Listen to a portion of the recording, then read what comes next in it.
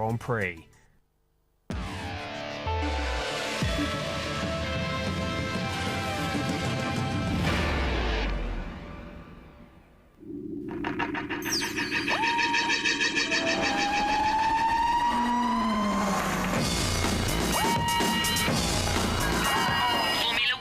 ITV in association with Texaco.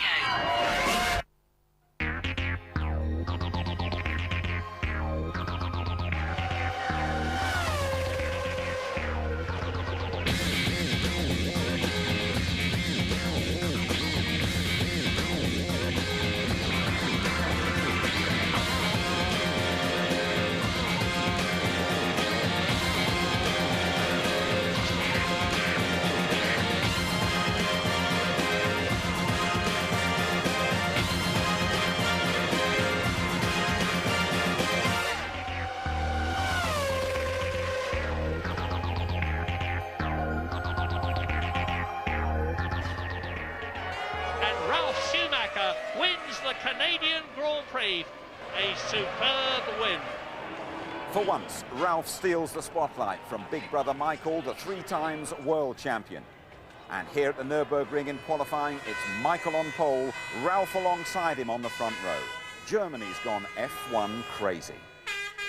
It's race day at the Nürburgring. This place has been sold out for ages. Over 140,000 Germans are here, the vast majority of them wearing Michael Schumacher Ferrari red. I feel a bit like a gatecrasher at a massive exclusive private party.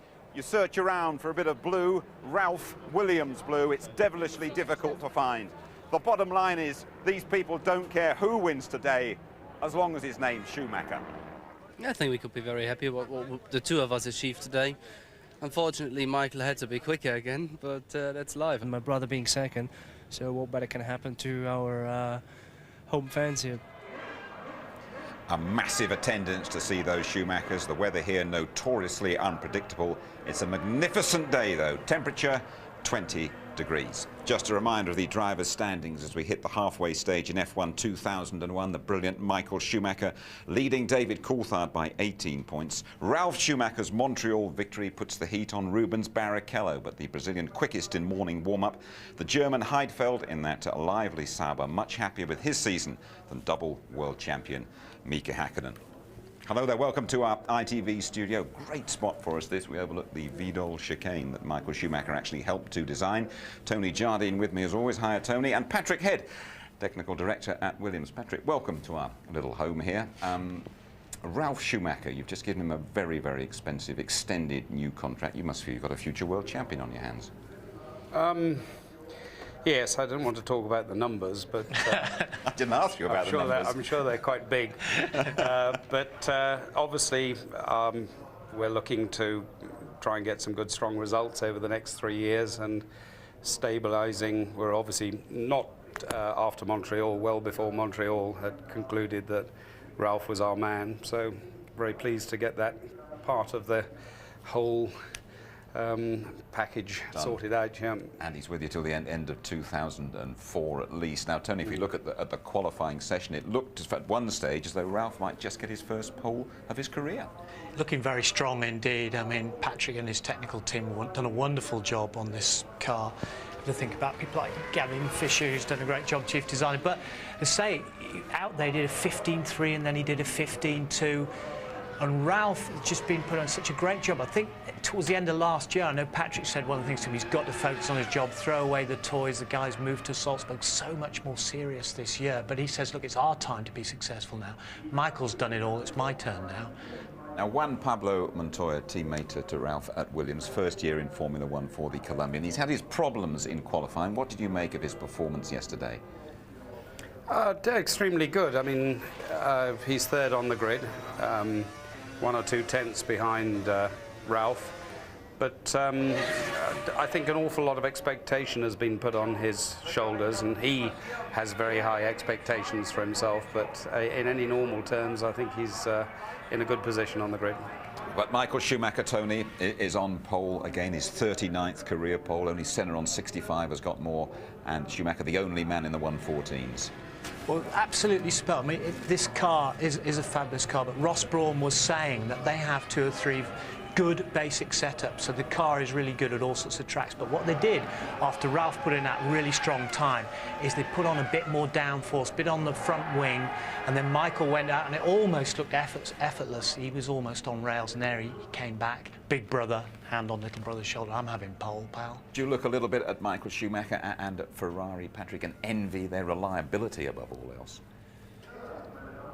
Our reliability has not been good this year, but we've been putting a lot of effort in to put that round. I mean, I don't really envy Ferrari their reliability, but that sort of reliability that they've achieved this year is what we've got to be aiming for and better, because they have had one or two problems at Imola and other places. Just remembering qualifying last year, Tony, I remember David Coulthard just pipped Michael Schumacher, but all sorts of problems for the McLarens and indeed for Coulthard here.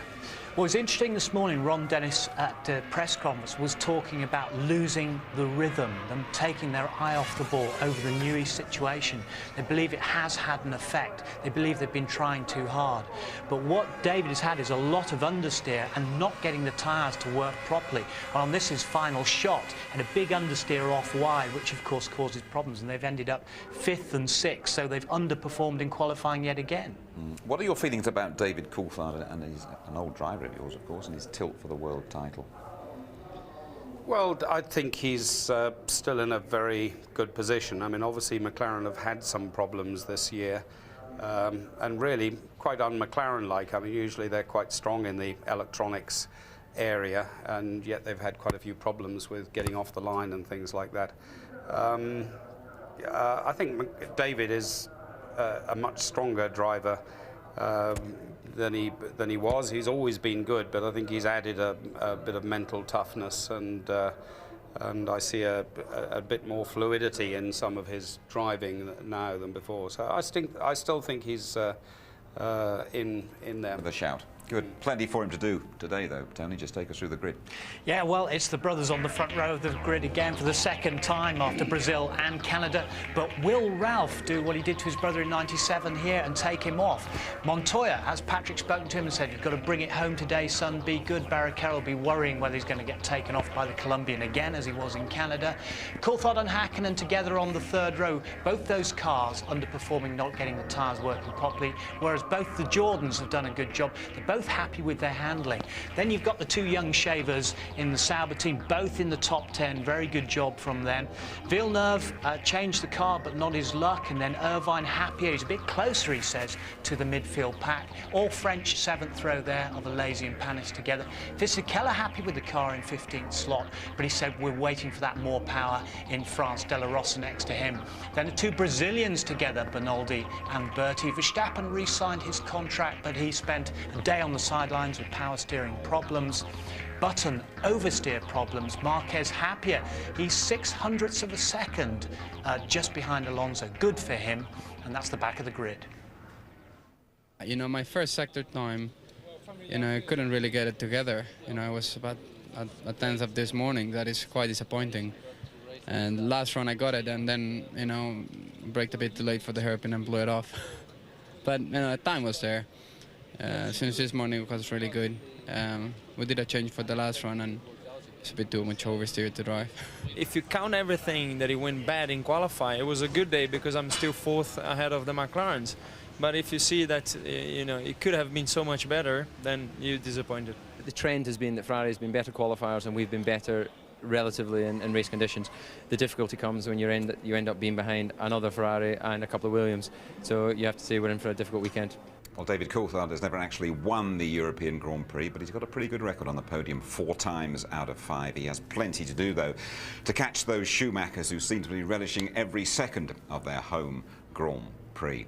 You know, they live in a little town not too far away from here, a hometown.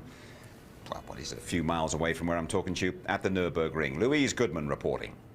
I'm 50 kilometres from the Nürburgring on the outskirts of Kirpen. It's just an ordinary little German town, but it gave rise to an extraordinary racing family. This is where Michael and Ralf Schumacher spent their childhood.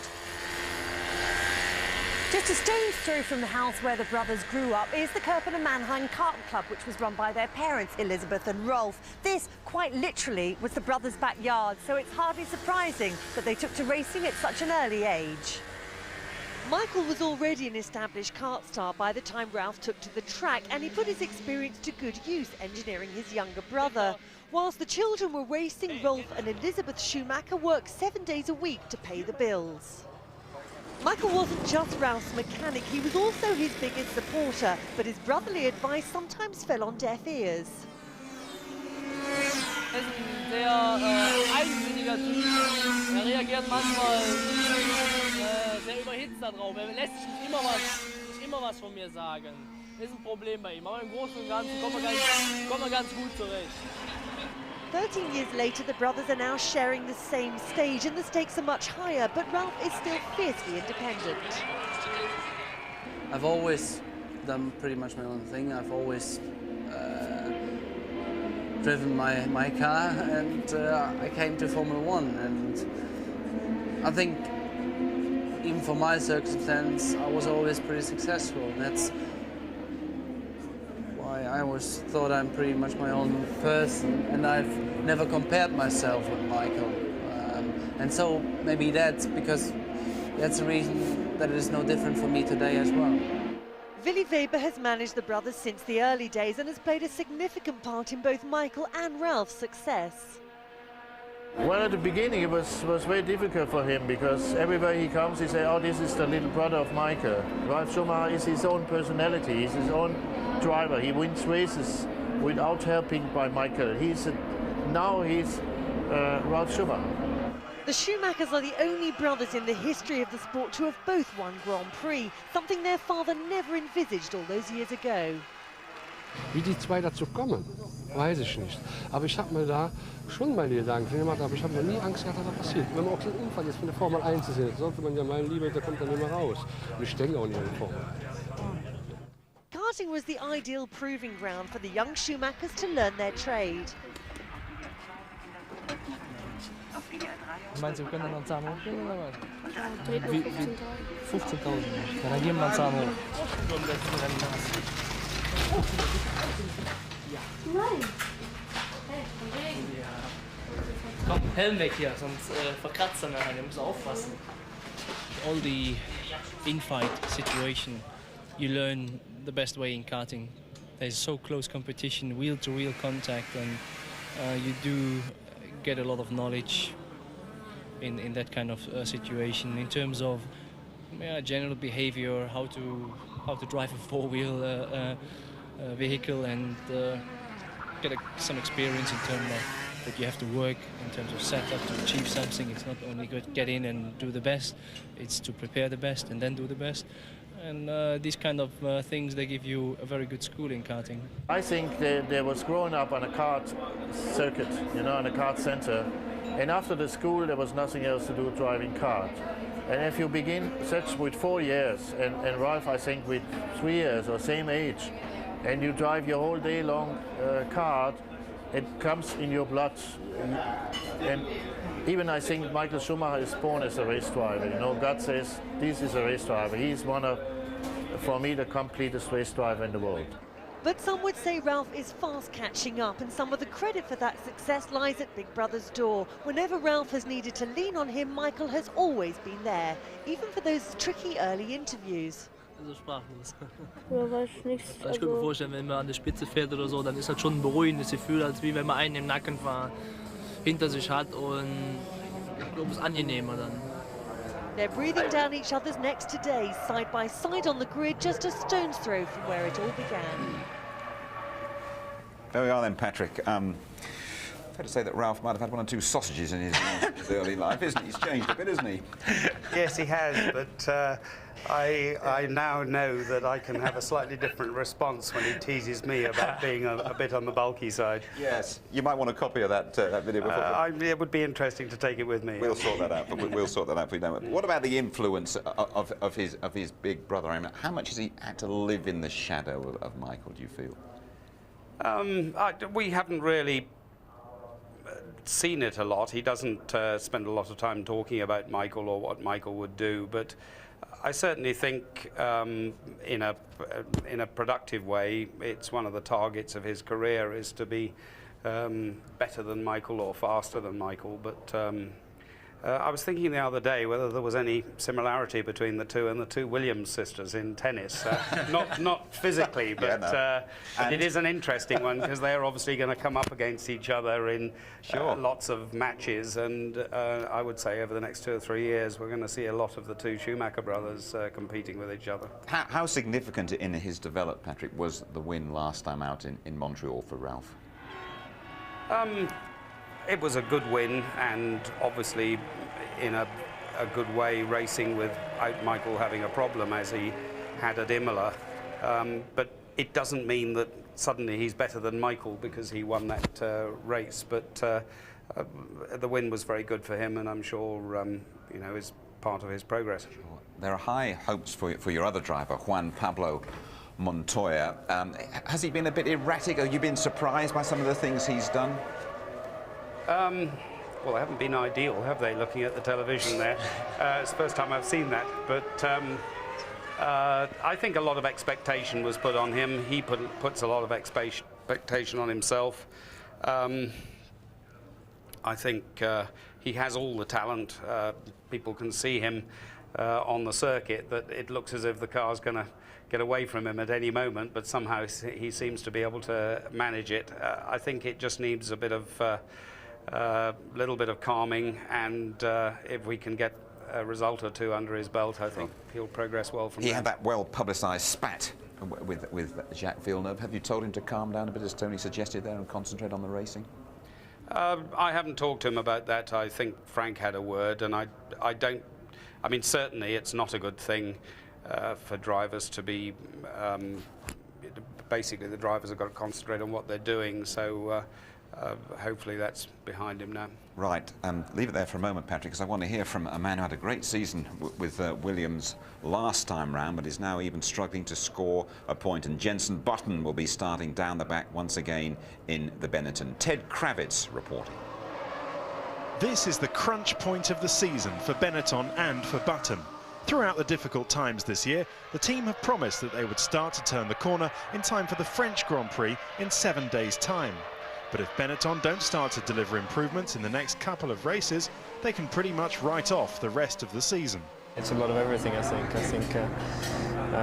On the engine side, obviously, it's not the best engine in the world, and it hopefully will be over the next few races. But there's also other things, aerodynamic things, and other things in the car which aren't quite there. But there's always improvements. So for Manicourt, there'll be a change, and also after that, in the next few races, there'll be slight changes. So we'll see what we do in Manicourt. First practice, we're going to see what the engine can do, and we're not going to be able to compare us against anyone until qualifying. For the team to debut that revised engine in the first time session next Friday is extremely risky. They won't know until the cars start to turn a wheel in front of an expectant public whether the thing is going to work or not.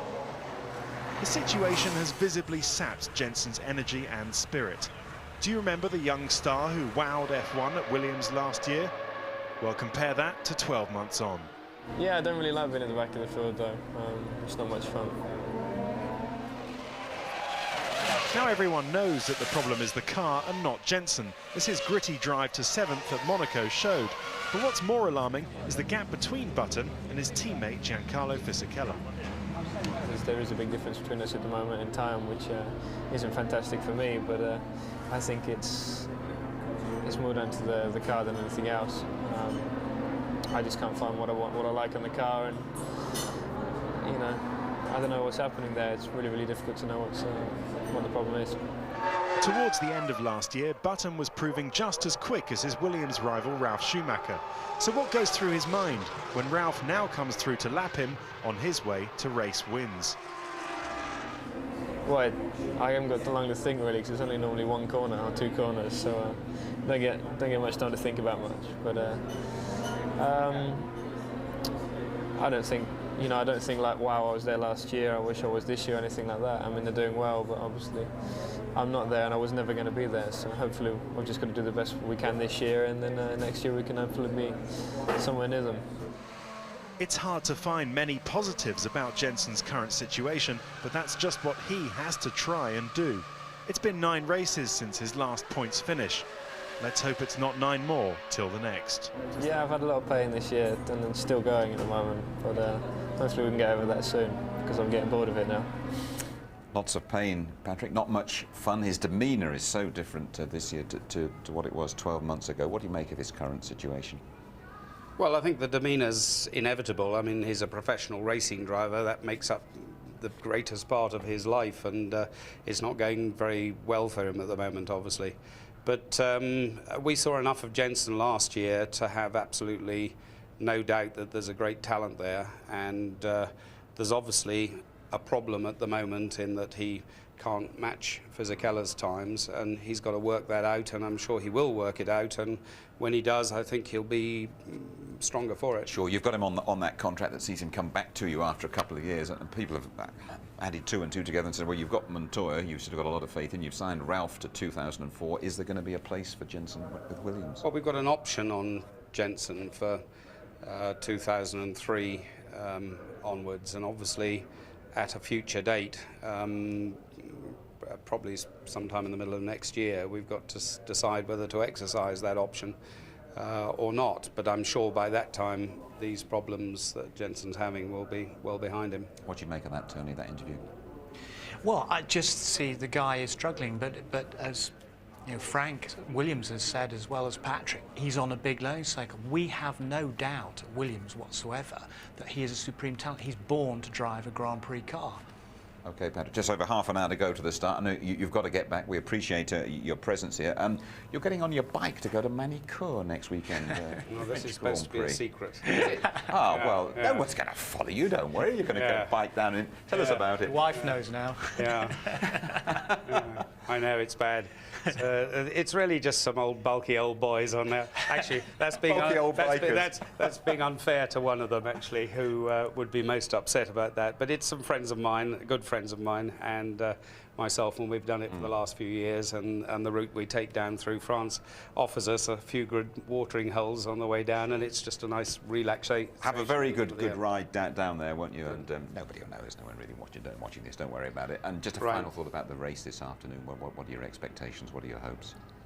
I think Michael is very strong here. I'm not saying we can't take the race to him, but I feel slightly less confident than I did at Montreal, but we'll give it a good fight, but it should be very interesting. But I think the man who's running down to the betting shop would probably get very short odds on Michael, so it's probably worth having a go at Ralph.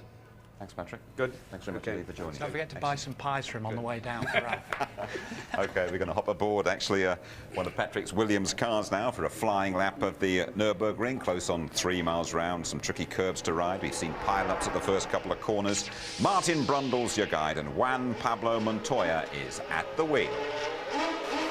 Right, hold on tight. We're on board with Mr. Aggression Montoya in his Williams, heading down the pit straight at 185 miles an hour. Notice something straight away. He's not downshifting. The car is doing it automatically as he's riding and bouncing across the curbs. Look at the loads going through the steering wheel as he does so, and into turn 3 already, keeping it nice and low, ready for 4. Traffic ahead. Hopefully that will clear out of the way nicely as we head down to turn 5, 175 miles an hour into the foot of the hill. Just 55 through the apex, and now heading uphill towards the RTL curve, 160 miles an hour. Just watch this. Oversteer in the middle of that corner, absolutely terrifying, no problem. He's still marching on towards turn 8. Car will ride up to the top. Now a nice balanced throttle through 9, 110 miles an hour on the way through. And look, using every inch available to him.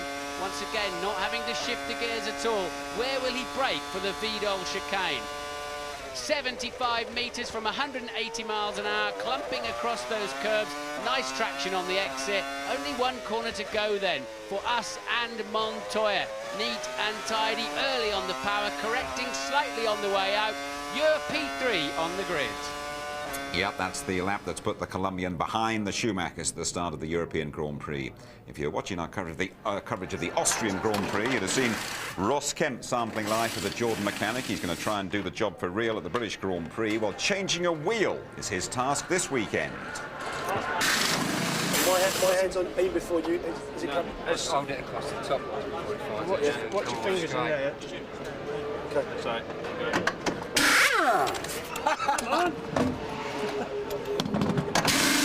What was that? got to come off square. I lifted it that way. I've got to pull it. I'm going to pull it from both sides. The bottom, top, and bottom. Yeah. So one more go. There. Go in.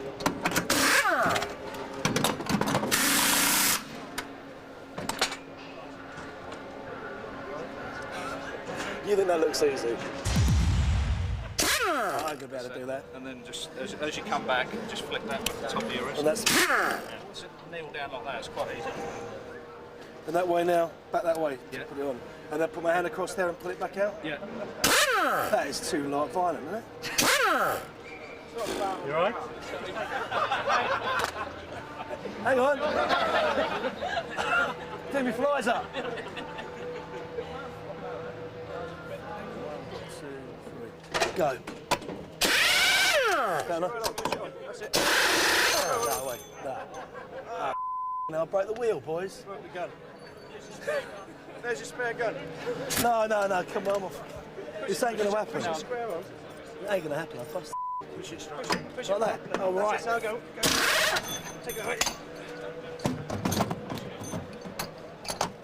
Right, ain't going to happen. That's it. Put it out. Hand in the air. Top done. No way. That was it. I'm never going to ever do that. I broke it. That's it, boys. A few dramas for Ross Kemper in the pits and a few dramas as well for Michael Schumacher here at the Nürburgring. He's had some trouble with his Ferrari and he's had to take a ride back as well. It's dramatic stuff going on, Tony. It is, and it looks like it was stuck in gear there, and this is quite ironic because what's happened is they pushed the car off. He's trying to find that shortest way back and actually arguing there with the marshals. They're saying, no, you can't go this way, and he's running across. Here's the irony. Look what he's about to borrow here, this little motorcycle. It's a BMW motorcycle. Good spot, good spot. And that will power him on his way back to pits. Now, the spare car will be ready, I have no doubt, because in warm-up this morning, as usual, he tried the training car, the spare car, and it will be all set up for him. He's got to get back in time. There he is waving and punching his fist towards and heading back, and the mechanics waiting for him to come back and take his place. Now, he's looking for directions again. OK, we're going to leave you for a couple of moments with a course. We will follow that story when you rejoin us.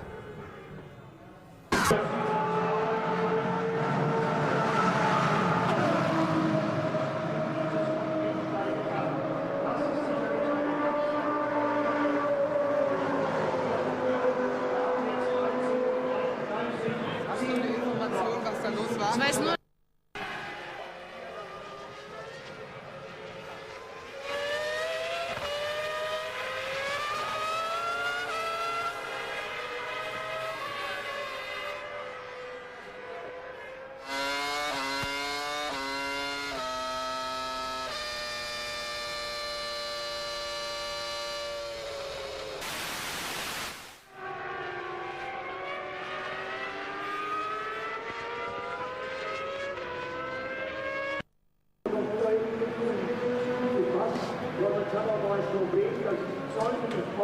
Ihr müsst jetzt eigentlich durch den normalen Fahrer Lagereingang hinein, hoffen, dann ist ein Ticket dabei, dass er auch tatsächlich durchgelassen wird. Ich mache keinen Scherz, das ist schon ein bisschen problematisch in der Formel 1.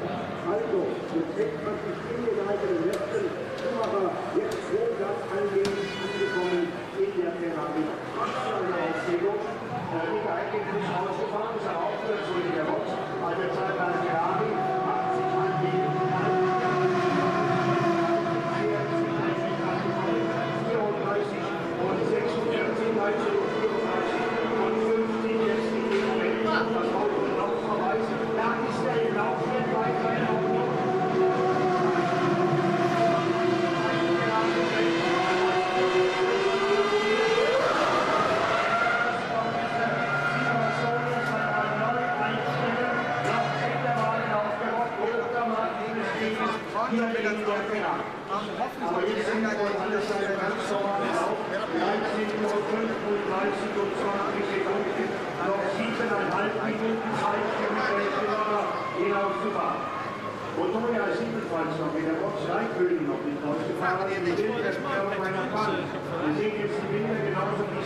Das sind die Wellen,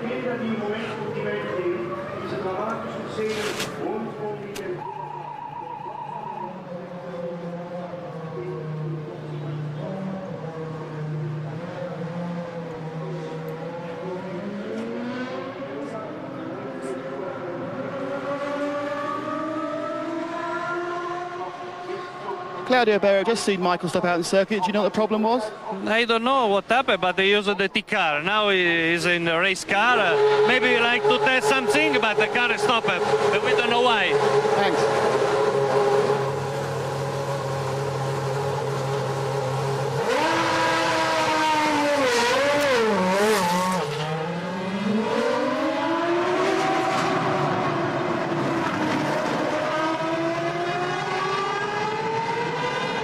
You're back with us at the Nürburgring. Let's give you the latest news about Michael Schumacher on pole here for the European Grand Prix, but having all sorts of problems with the start just over 20 minutes away. From the Ferrari garage, Louise Goodman reporting. Yes, all sorts of problems for Michael. The team are unable to tell us at the moment exactly what that problem is. But I can tell you, Michael is in his race car now. That was the spare car that we saw him in earlier on. He was taking it for an exploratory lap. So he is back in his race car. He's just left the garage and gone out on the track. The team seemed quite calm, but obviously not the ideal start to the Grand Prix for them. Thank you very much indeed, Louise. Well, Michael Schumacher is indeed out on the track. Tony Jardine, just a momentary blip, that or a real problem? What do you think?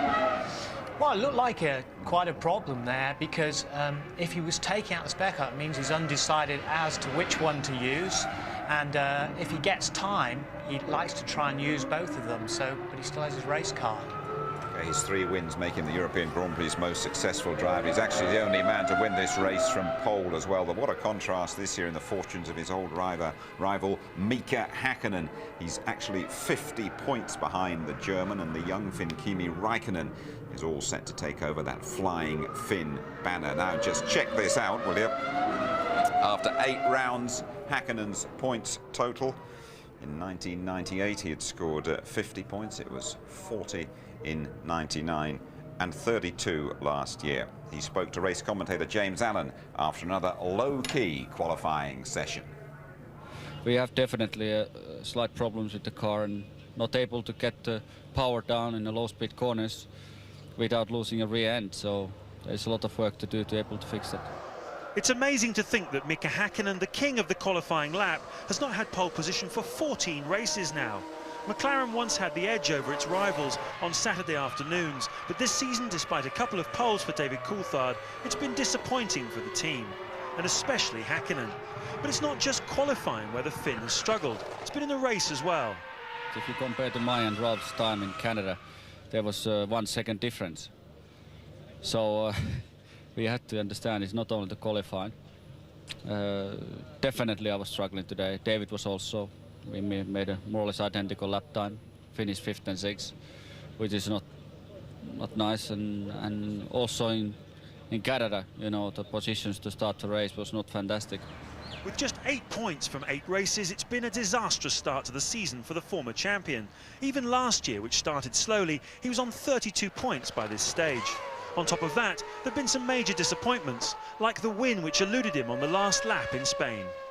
He is going to have won this race 4 years in He's slowing down, Murray. Mika Häkkinen tours, bang, the engine's gone. Well, obviously it has been a disappointing season, but at the moment I just take a race by race and not concentrating, thinking about the championship, you know, because that is bit too much to think about it, to be honest, you know. So where does he go from here? There have been rumours all season that he's contemplating retirement, and yet this weekend there are stories he's on the verge of signing a new contract for a record-breaking 10th season at McLaren. Either way, he clearly doesn't want to talk about it. I understand that you're thinking about doing another deal, obviously close to doing another deal. If you did drive for McLaren next year, it would be your 10th season, Mika. Thank you. 10th season. Kimi Räikkönen, the undoubted sensation of this year's Grand Prix season. He's already gained the respect and friendship of fellow Finn and double world champion Mika Häkkinen. We've all been amazed at his consistent and early pace at all Grand Prix, despite never having driven at 7 of the 8 tracks.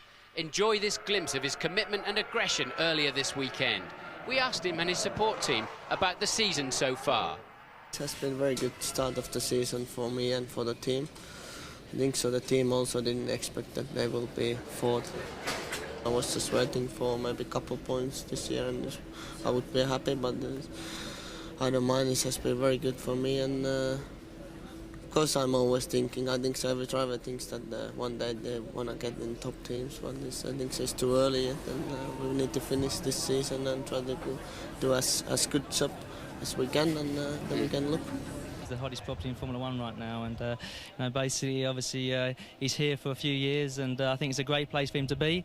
But after that, you know, he wants to be world champion, so hopefully one of the big teams, or I'm sure one of the big teams, will pick him up. I think the basic talent is there, so he has the ability to go fast, very fast, so he doesn't need a lot of time to learn, and that you can show in each car for sure. Now, I think he has the luck that the car is quite competitive this year, which gives him the possibility of making scoring points early in his career, which is a very nice thing. He has the talent, the ability to arrive at the track, to walk one lap, that's enough, and then from the first outing, let's say, he's within 1 or 1.5 seconds what the car can do, without any risks, just natural. So I think he has this kind of space view to be able to analyze very quickly where to put the wheels, and but to go quick straight away. For me, it's never been difficult to learn new circuits. Like today was quite easy to learn the circuit, and then it's just a matter of getting the setup right. And so of course sometimes the car is not good enough for the top 10 places, but that's the life, and we always try to make the car better and quicker, but it's quite difficult always. 7 important World Championship points to his credit already, including this strong and mature 4th place at the Austrian Grand Prix. How can a 21-year-old have so much confidence?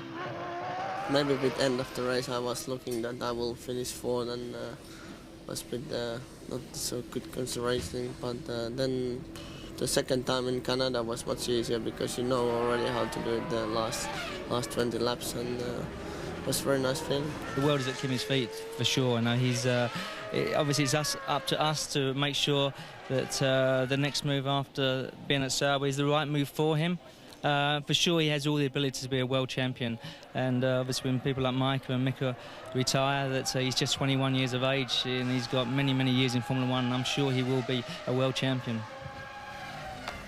Right, Tony, no doubting Raikkonen's talent, but what's going to happen to Mika? Is he retiring? It's difficult to know. There are some strong rumours in the paddock that McLaren are trying to get him to re-sign, and there's talk of inducing him by saying there'll be special arrangements next year to bring his young son Hugo here, because he does miss him, and he does need a lot of motivating at the moment. But what Ron Dennis said this morning is he admitted for the first time that the Newey situation has been destabilising the team. They've lost their rhythm, they've been trying too hard. That's also been affecting Häkkinen. Yeah, yes, a couple of weeks ago we were all wondering about what was going to happen because McLaren and Jaguar were battling for the services of Formula One's top designer, and now Adrian Newey has decided he's going to stay right where he is with McLaren. I did sign an agreement with Jaguar, which I've quickly realised was not the right decision, so I changed my mind. Told them very shortly after I had signed this I did want to change my mind. What I was slightly surprised by is, despite that, I'm told by several journalists that they not only decided to go ahead and issue the press release, but actually issued it earlier than it had originally been scheduled. But I can't explain why. So what made you change your mind? One of the things that I'm always seeking is to be creative. And I suppose sometimes I worry about where the next idea, the next stimulus is going to come from. So one way of creating fresh stimulus was to move teams, but I realised that that's not really the best reason to change teams, that with a bit of reorganisation within McLaren, that stimulus could be achieved at McLaren. Doesn't just involve him either at this stage of the season. There is plenty of contractual speculation. We're also wondering what's going to happen in the race. First, here's Louise to tell us who's going where. A few deals have been hatched out in the paddock this weekend, Jim, but there's been a lot of conjecture too. The biggest question mark is over Mika Häkkinen. Will he re-sign for McLaren or will he retire at the end of the year? Whatever Mika decides, David Coulthard looks set to stay with the team, perhaps for a further 2 years. Jordan took the unusual step of issuing a press release confirming that Heinz-Harald Frenzen's contract has another year to run. There's been a lot of speculation this weekend that he was going to go and join Toyota instead. And Jos Verstappen isn't going anywhere. Arrows have also confirmed that he's re-signed for the team till the end of next year. But of course the big announcement as far as driver signings are concerned is that Ralf Schumacher is staying at Williams until the end of 2004. It's been a great weekend for the German so far, and it will get all the better if he wins this afternoon. Here's James with news on strategy for the race. Well, it's a great story having the two Schumacher brothers on the front row of the grid. But as regards the story of who's actually going to win this race, well, that's going to come down to strategy. Now, they're on different tyres, of course, and the signs are that the Michelins on the Williams are not holding up as well in race conditions as the Bridgestones on the Ferrari and the McLaren. Now, traditionally, Nürburgring has always been a two-stop race, but they've changed the pit lane here and it's made pit stops longer, and that means now that 2 stops is only 10 seconds faster than 1 stop. That's enough to make 1-stop strategy attractive. So if we're really lucky, we might see a mixture of 1 and 2 stops this afternoon, and then we really will be kept guessing until the final minutes who's going to win the European Grand Prix. Thanks, James. James will be alongside that fellow Martin Brundle in the commentary box. Hi, Martin. What's the latest down there on the grid about the Schumachers then? Well, lots of stories here on the grid, and what do you want to know? Looking great for the Germans today. I'm sure you'll be absolutely thrilled to hear. Both the front row sitters are German, all 4 of them in the top 10. BMW and Mercedes-Benz looking good too. But Michael Schumacher here has had to go into the spare car because he's had a problem out on the track, and we're going to try and catch a quick word with them shortly. I want to take an opportunity. I can see Ralf Schumacher standing here, not being bothered too much. And excuse me, Ralf, so we've just had a wonderful piece on our program about you and Michael when you were kids, on the karting and all that. It must be a wonderful feeling to be beside him on the grid here in Germany. It's a great feeling, certainly, especially here, and just hope that we have a good race together. Now, in Canada, you were beside him, but, you know, you're on the outside into turn 1. Here, you're on the inside with a good long run down to that first corner. You must be more confident you can beat him down there. I mean, there is a good possibility as long as the start procedure works as usual. Yeah, there might be a chance. OK, try and tell the British viewers, you were saying yesterday you're expecting your tyres to be difficult at the beginning. Are you just sandbagging, or do you really believe that? And if so, why? Well, I mean, the thing is, it became hot, so that might help us. But still, there's not a lot of rubber, and then we went for a softer tyre, and then you abuse it as green as the circuit is in a moment. So the more the rubber comes in, the better it is for our tyre, and it will save it, and then we can push harder. So it's like a chemistry thing, yeah? You need the track to come to your tyre. Exactly. But you said that in Canada, then you just walked away with it. Well, but that was towards the end, wasn't it? Before that, I was sitting behind Michael, so we'll wait and see. OK, so you're obviously pretty confident here with the BMW Williams.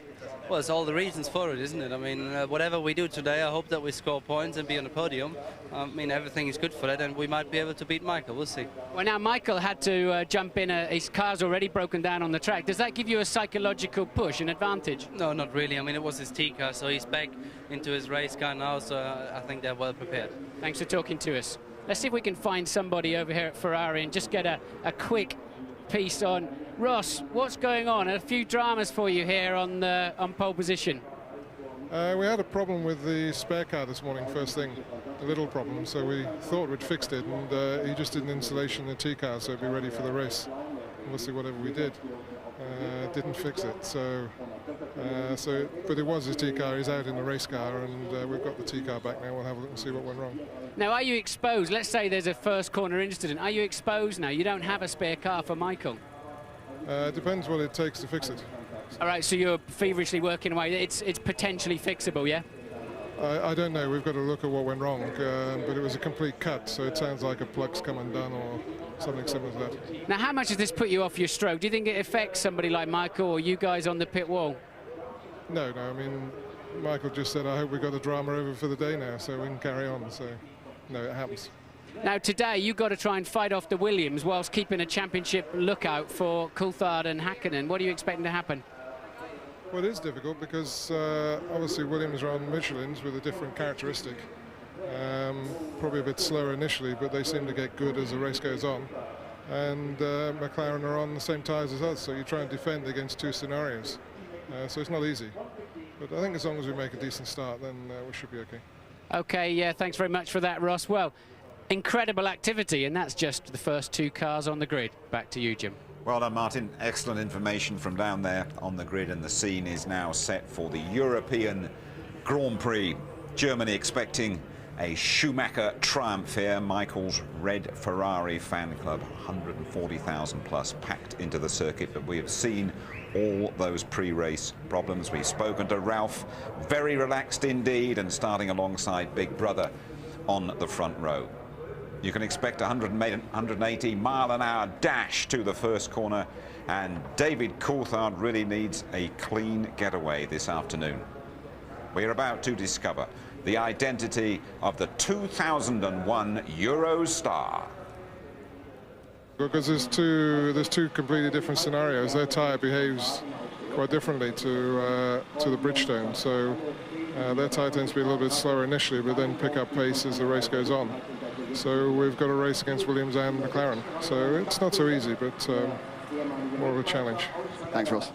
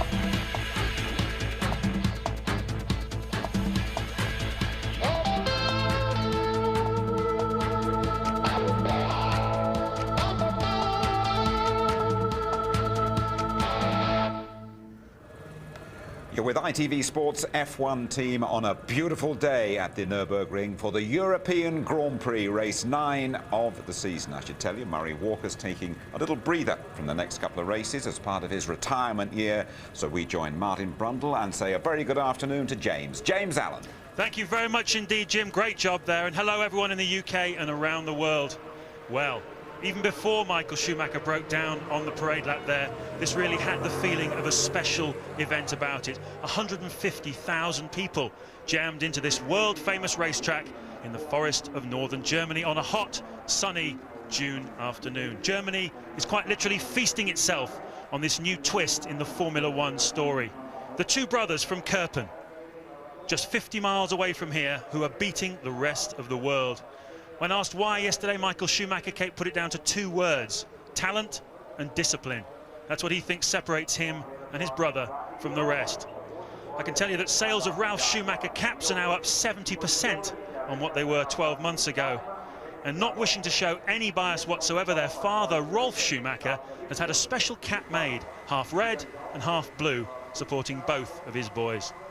Now, of course, Michael wants Ralf to do well. We saw that in that karting piece, which Louise very skillfully put together. You can just sense that Michael Schumacher wants his little brother to do well. When I spoke to Michael after the Canadian Grand Prix about Ralf's victory, he said, listen, I've achieved everything I want to achieve in my Grand Prix career. Ralf is just at the beginning of it. But of course, the great irony is, to achieve, Ralf has to beat Michael. And that, as Patrick Head was saying, is going to be, without doubt, the story of Grand Prix racing over the next few years. Ralf has been announced this weekend as a Williams BMW driver until the end of 2004. The same length of contract as Michael Schumacher has at Ferrari. So certainly the Häkkinen versus Michael Schumacher story we've had in the last 3 years is evolving, it's changing, it's twisting. But let's not rule out Mika Häkkinen, David Coulthard and the McLaren team. Off the pace yesterday in qualifying, you can see them there in fifth and sixth places on the grid, but they have certainly got a better race car under them than they have a qualifying car. It's been a real Achilles heel this year qualifying for them, but come Sunday afternoon we've seen time and time again they really believe they can pose a threat here this afternoon. So, you've been down on the grid, Martin. It was a fantastic atmosphere already, but what's the feeling with Schumacher? Is that going to faze him? He's so experienced, I guess there is a sense in which he's seen it all before. I don't think that'll faze him, James, as much as the fact that he's got the two BMW Williams, one alongside, one just behind him. Montoya's shown no fear at all in having a go at him, almost relishes the chance, of course. And he'll want to desperately keep those between him and championship contender David Coulthard. So Michael out there very much to win a championship, of course. And we've seen just how fast the Williams can be off the start line. I do believe they've improved the Ferrari too off the start line, but it's a long haul down to that first corner. And through the weekend, we've seen the two Williams topping all four of the speed traps, the pair of them that are situated around the racetrack. McLaren will have to run a different strategy. Surely they'll run more fuel down there on the third row of the grid. They do not have the speed to go and just take this race for themselves. They're going to have to try to outsmart the others. If Ferrari are smart, and they are smart, I suspect they'll have put Barrichello on a heavier fuel load to try to interfere with the two McLarens and keep them at bay, while Michael's busy trying to keep the two BMW Williams at bay. But if there's a first corner incident, you're now watching Michael breaking down on the outlap. He's in the car he wanted to be in, and borrowing a BMW there to recover to the pits. A little bit of a faux pas on the PR side there. That actually, I've ridden one of those, Martin. That shouldn't go unless you put these silly seat belts right across you in both directions. It shouldn't actually start. That's so interesting. They must have doctored it somehow, but it certainly worked for Michael there to be able to get back. Yeah, absolutely. So I think we're going to see a bit of a cat and mouse game amongst the three leading teams here, but I think it's going to be fascinating. Indeed it will be, and of course, as you were saying before, the start is going to be critical, and launch control introduced at the Spanish Grand Prix just a few races ago has certainly helped Michael Schumacher, because of course that was perhaps the one weakness he had in his game. It's taken about half a second off the time it takes a Formula One car to go from 0 to 100 miles an hour, and amazingly that time is just 4 seconds. Most of the cars I can see out of the window here are running scrubbed, used tyres, so they're obviously pretty much expecting in this temperature of today to have to lean quite heavily on those tyres. We've got a track temperature of 34 degrees centigrade. Somebody a little bit slow away there. It was Heidfeld, I think, a little bit slow away, but not falling. We've got one car stranded on the grid, yeah. Yeah, obviously that's European Minardi. It's Marquez we can now see from the front camera view. But Marquez, anyway, was last on the grid, so nothing lost at all for him there then. But the big problem, James, and Ross didn't say so, if they can't fix Michael Schumacher's car, if he does have a squabble on lap 1 and there's a red flag, I think they'll have to take Barrichello's car off of him to give to Michael. Yes, and of course we have seen it here before many times. We remember the 1999 Pedro Diniz accident where he rolled over, 97 where Ralf Schumacher in a Jordan took out his brother Michael in a Ferrari. First corner incidents are very common here at the Nürburgring, and as you say, Martin, it'll give them some problems if they do not have that spare ready. Ironically, of course, Rubens Barrichello, Michael Schumacher's teammate at Ferrari, on his home Grand Prix had the same thing happen to him. His race car broke down on the parade lap. So it seems to be a bit of a Ferrari jinx in their drivers' home circuits. But Michael leading the field round now, and he'll start to slow them down as they come through the Hudson back corner. Now, longer pit lane here. It's going to take about 29 seconds to make a stop if you're on a one-stopper. And there's a greater length of speed limit here. So I think it changes the strategy somewhat. But the problem for the McLarens, if they do, and I don't know, but if they do run the heavier fuel load, in an attempt to run longer and try to leapfrog the cars in front of them by using that strategy, they may well have the two Jordans and others all over the back of them in the early stages of the race while they're running a fat load of fuel. Every 10 kilos of fuel you carry around this circuit costs you a quarter of a second per lap. They could be running as much as 25 to 30 kilos more, let's say 3/4 of a second per lap more fuel than the cars immediately around them. Very intense feeling of expectation. We're standing right across from Michael Schumacher's pole position grid slot, his brother Ralf alongside him. Juan Montoya, the fast-starting Colombian, the aggressive driver. Remember what he did to Michael Schumacher in the Brazilian Grand Prix. His teammate Rubens Barrichello alongside in the outside, you see on the left of your picture. When the 5 lights go off, we'll be rocking and rolling in the Eifel Mountains. 1 light, 2 lights, 3 lights, 4 lights. You know what happens next. Go! Fantastic start by Michael Schumacher. Ralph's got a good one too, and Montoya's going well. Rubens didn't get away so well. The two McLarens are attacking him, and it looks like Montoya's taken the wide side. But down into the first corner, Michael Schumacher holds the line. It's Williams 2 and 3, and then it's the McLarens behind. Rubens Barrichello, a big loser in all of that. Yes, Barrichello appeared to move at the right time, but just did not get bite from those rear tyres. The engine seemed to just bury itself in the traction control. Rubens losing momentum all the way down to the first corner. Coulthard around one side of him, Hakkinen around the other. They are currently 4th and 5th, but look at the lead Michael has already. Yeah, that certainly looks as though he's going to run away and hide this afternoon. That's one of the tactics around here. Run light, about 60, 70 kilos of fuel, when the others are fat with fuel, 90, 100 kilos. That's about a second a lap if you can get away from them, and you need to build that margin in order to be able to make your pit stop around about the mid-lap 20s. It's all to play for here, and we're hoping we're going to see a mixture of strategies. It'll be a very, very interesting afternoon if we do. Jordan well up there as well. That must be Jarno Trulli. Looks like he's in about 6th place on board with Juan Montoya. Coming down then to the Vidal chicane. Remember, they'll be braking earlier now because they have a lot more fuel on board. The brake's not fully up to the 700-degree operating temperature they need to haul their 600-kilo cars, plus whatever fuel load they're carrying, down to the 60 miles an hour, so they need through. But everybody safely then around the first lap so far. Coming down the main straight there to complete lap 1 and going to lap 2. Michael Schumacher leads by 1.4 seconds from his brother. In 3rd place is Montoya, 4th is Coulthard, 5th is Hakkinen, 6th is Trulli, 7th is Barrichello, 8th Heidfeld, who's got ahead of his teammate Kimi Räikkönen, who's in 9th place, Frentzen down to 10th, and Eddie Irvine in 11th. Jenson Button is up into 18th place. Yes, a bad start then for Frentzen, dropped from 8th on the grid back to 10th. Irvine having a reasonable start, up from 12th to 11th. But Ralf Schumacher now pouring on a bit of pace in the first sector of this, the second lap of the Grand Prix. Now once again on board with Montoya through that RTL chicane, and cutting straight then to the leading two Schumachers. Yes, Ralph certainly not keen to let his brother Michael get away. Montoya keeping a watching brief in 3rd place, and then Coulthard has certainly benefited from that start line mistake of Barrichello's, whatever it was that dropped him down from 4th place to 7th. And Coulthard now in a strong position in 4th. Remember what I said before the off about how the McLaren is a better car come Sunday afternoon than it is in qualifying. You just don't seem to be able to get the most out of these Bridgestone tyres on a Saturday afternoon in a way that Ferrari are able to get themselves a good grid slot this season. Yes, they've tended to struggle in Saturday qualifying, but they've been the warm-up kings on Sunday morning. They weren't this morning, suggesting they were on a fatter fuel load, but that's a break for David Coulthard. The second Ferrari of Barrichello's cannot now come into play at the moment to help out Michael Schumacher up at the front. So a key start, an important start for McLaren. There's a replay, and look, Barrichello away on time, but just not really building speed at all well.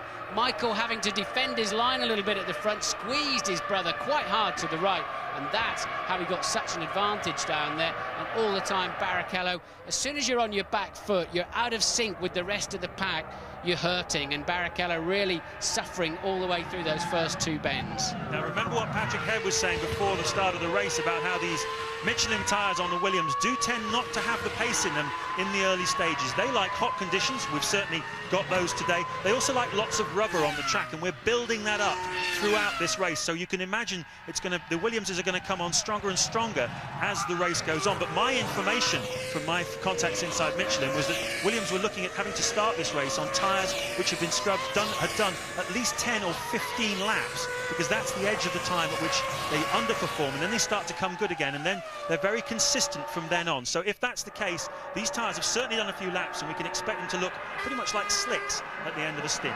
Yes, the rubber sort of balls up, rolls up, and it's like driving on ball bearings, actually, not quite as severe, of course, and Coulthard there with plenty of opposite lock coming out of turn 2. But look, Michael Schumacher already into 4.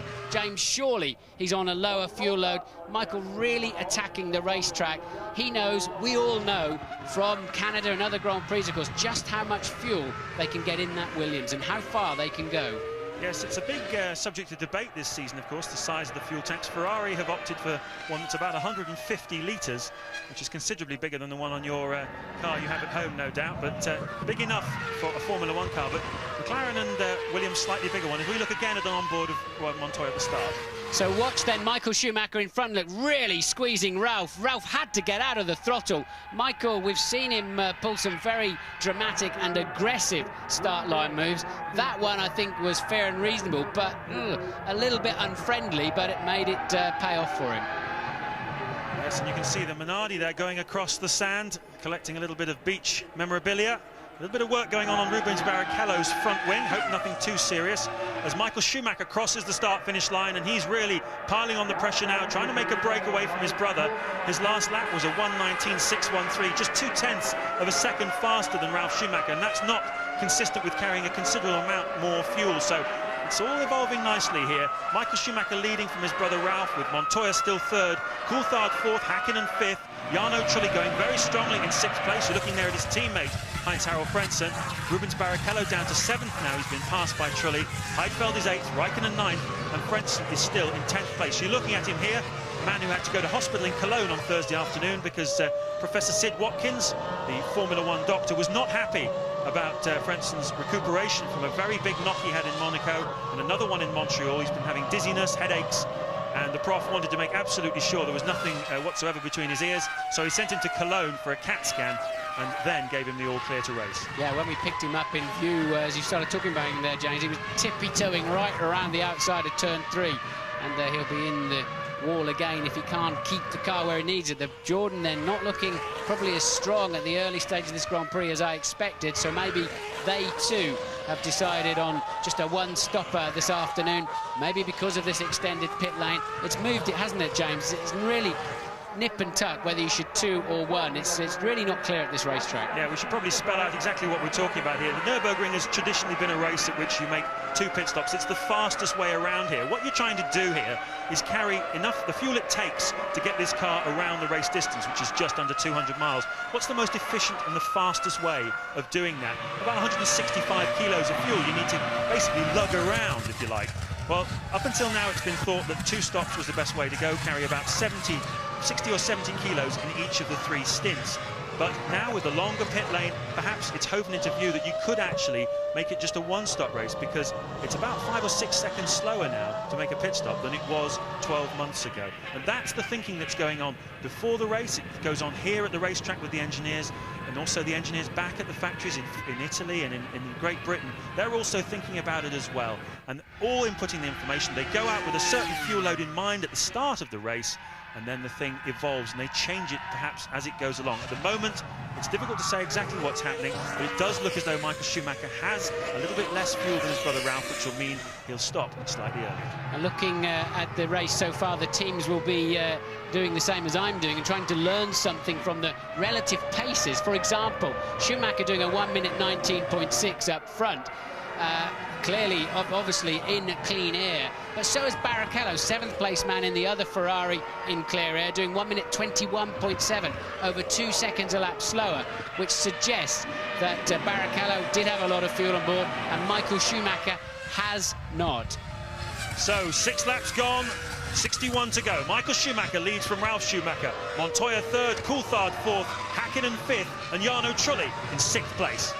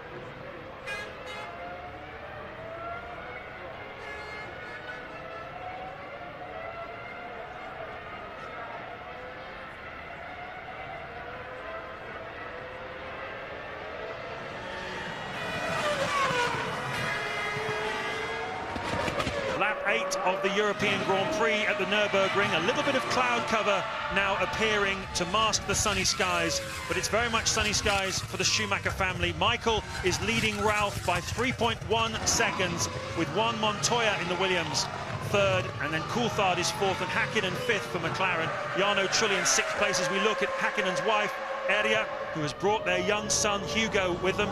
And he's come to all the Grand Prix, actually, this season, as far as I can tell. Mika just cannot bear to be separated from his young son, who was born shortly before Christmas. I know when I went down to see Mika at Valencia, where he was testing in the early part of this year, I said, "How are you feeling?" He said, "I'm absolutely knackered. I haven't had a decent night's sleep since the baby was born." But hopefully now he's being able to get some more sleep. Whether that's put him off his game, whether that's affected him at all this season, I don't know, and he's not telling. But some drivers pull it out when they have a child. Some drivers, they just go right off. You're looking now at a battle between Frentzen and Irvine for 10th place, and a better weekend for Jaguar. Eddie Irvine looking very strong yesterday afternoon, and just a few tenths of a second separating 8th and 12th on the grid. Irvine amongst them really for the first time. Yes, I remember Keke Rosberg, Häkkinen's manager, saying when he had a child, suddenly the barriers looked an awful lot closer. As you said, it affects some drivers in a different way to others. But Marquez then has retired from the race in the European Minardi, the only car to do so far. And as they, after the end of lap 9, Coulthard will be disappointed to find he's 11.6 seconds off the lead, although we're pretty sure Michael is running a lower fuel load. And now Ralph has just done the fastest first sector of the Grand Prix so far. Are those Michelins beginning to work nicely for him? They're pretty coloured up, look. His left front has got a lot of markings on it where it's working pretty hard, and that's the phase they have to put those tyres through. But Coulthard just behind this man Montoya, at least hanging on to that 4th place, pulling away from Mika Häkkinen in 5th. Pretty much status quo at the front end, though. The only really major scrap is Frentzen in 10th, Irvine in 11th, just 0.4 of a second behind him. Further down the field, Jenson Button in 18th, giving Olivier Panis in the BAR a run for his money. There's been a lot of talk this season, Martin, about these groove tyres. Obviously, with Michelin coming in, they were questioning how it would be policed, the regulation regarding the grooves at the end of the race. You can see 4 clear grooves there in the back of that McLaren's tyres coming towards us, though. As Martin was saying, the Williams already, the front tyres and the rears, starting to show signs of going towards slicks. Now, how will the FIA, the governing body of Formula 1 racing, police this? There have been a few races this season where the Williamses have been very, very marginal, but then they've dropped out as Michael Schumacher sets a new fastest lap, a 1:19.415. Yes, the Williams tyres have been very marginal during the race, but because they haven't finished, there have been no kind of protests. This afternoon, if they do have pretty much slicks at the end of the race, we might start to see some problems starting to emerge. What's your view on that? My understanding, James, is that providing they've got grooves in them that meet the regulations when they start, nobody's going to be looking too hard at how deep and how many grooves are left when they've finished using them. I think we'd have a fiasco, because remember, if they 2 or 3 stop in a race, several sets of tyres floating around, you could have a car winning the race, but one of his 3 sets of tyres turns out to be fractionally under the depth of groove, and I think common sense has prevailed, and I don't believe they have to have any grooves in there necessarily. But if the FIA can demonstrate there's a clear performance advantage and they're abusing it, then they will take action. Well, the scope for polemic in Formula 1 is enormous, but Ted Kravitz has some news for us down in the pits. Yeah, James, just watching the antics on the Ferrari pit wall, I think they now have to reconsider Rubens' role in this race after that rather poor start. It does look like he's running heavy. He may have been sent out to cover his and Michael's 2 stopping opponents, but he can't afford to lose all this time now behind Trulli, if he's still to be in play by about lap 23, 24, 25, which is the point at which we're expecting the first of the 2 stoppers to come in. Yes, but unfortunately, he's 3.8 seconds adrift at the moment of, sorry, 1.6 it is, adrift of Trulli. So Barrichello not really able to get up there and put any pressure on Jarno Trulli. And you're absolutely right, Ted. He's not playing the role this afternoon that Ferrari need him to play, but certainly Michael is at the front. But until the pit stops unravel, we don't know if Michael's doing a good enough job. And right now, I think Ferrari will be disappointed. They're only 3.4 seconds ahead. Yes, that's certainly true. If Michael Schumacher is carrying more fuel than his brother, he'll need to build a much bigger margin than this. So perhaps all is not as it seemed. Perhaps Williams did err on the side of caution. And thinking about the wear on those Michelin tyres, perhaps they didn't put quite so much fuel on board. I've got a computer model here of a race strategy which I was handed by an engineer, as Ralf Schumacher sets a new fastest lap in a 1:19.205, half a second faster than his brother. And this model says that the lap times are more or less what they're setting at the moment, the high 19s. That's pretty much on target for a fairly long 2-stop strategy, where the first stint is quite long. But there are several races going on here today, of course. It's not just the race at the front, which is between Williams, Ferrari and McLaren. There's also the middle race, which is between Jordan, BAR and Sauber. Trulli currently leading that one with Heidfeld, Raikkonen and Frentzen up there. The BARs are having a nightmare of a day. Villeneuve is 12th, and Panis is down in 17th place. And then, of course, you've got the third race, which is the Arrowses, the Jaguars, etc. Irvine currently winning that one. He's in 11th place, mixing it with the Jordans and the BARs. Right, the Michelins are in the zone. It's just happening as they said it would, as you see Bertie then coming in the Prostacer, clearly out of sync, out of schedule. He would not normally be coming in at the end of lap 13. But the two fastest cars easily on the track last time around was Ralf Schumacher and Juan Pablo Montoya. Second and third place men, both in the BMW Williams on the Michelins. And now let's see it over the line this time. And he takes another half second out of Michael's lead. So Michael Schumacher now 2.3 seconds in the lead from Ralf Schumacher. And, well, Ferrari then under pressure. Yes, they certainly are under pressure. We've seen it before. We saw it 2 weeks ago in Montreal, where Michael Schumacher led with his brother Ralf bearing down on him, breathing down his neck throughout the entire race. On that occasion, Ralf chose not to make any kind of passing manoeuvre. He looked a few times, but he didn't make the move. Today, will he be bolder if he gets the chance? I think he will, and I think he would have in Canada. I found out that actually he kept pulling alongside because he was getting such a tow, such a slipstream off of his brother's Ferrari. He was hitting the rev limiter, and that's why he looked like he was easing off at the end of the straight. He was bouncing away on the probably 17,800 RPM rev limiter and couldn't make the move. I think he would have in Canada if he could have without that rev limiter problem, and I don't think he'll be taking too many prisoners today either. German race director there having another look at Heinz-Harald Frentzen. Doesn't want to forget that there is another German in this race, and one who's won 3 races in his Grand Prix career, a career which many thought might be heading him away from the Jordan team, but announcement this weekend from Eddie Jordan, who you just saw on the pit wall there, that he would be staying with the team throughout 2002. But right now he finds himself behind these two Saubers, and haven't Sauber done well this year. Heidfeld has got ahead of Raikkonen, that's experience as much as anything off the grid. Once again, Heidfeld had qualified behind his 21-year-old teammate, but once again he's got ahead of him off the start line, and Raikkonen will no doubt be kicking himself about that. It's a phenomenon we saw last year with Jenson Button and Ralf Schumacher, that whenever Jenson got himself in front of Ralf on the grid, Ralf always had him by the end of the first lap. He was always in front. It's just a question of experience. Yes, it's pure instinct when you're in a pack of 22 Grand Prix cars going down to the first corner. You can't decide what you're going to do next. You just have to react totally to it, and it's something you get to do with experience. And amazingly, it all looks much calmer inside the pack than it does from the outside. But of course that phase of the race is long over, and Eddie Jordan there looking on at the race, truly in 6th, currently in a point scoring position, and Frentzen still back there in 10th place. And that is the fight then. Frentzen 10th, Eddie Irvine 11th. Irvine 2nd in the warm-up this morning, and looking like he got a reasonable race car underneath him, and still looking that way. Yeah, Jaguar have made some big moves recently. They've done a lot of aerodynamic work in the wind tunnel. Mark Hanford, their new star aerodynamicist, has been pushing very hard. Ralf Schumacher, though, putting the hammer down even more, now dipping down under 1 minute 19, 1:18.771 on that last lap, and he's just 1.7 seconds behind his brother. As you can see now, the gap is visible.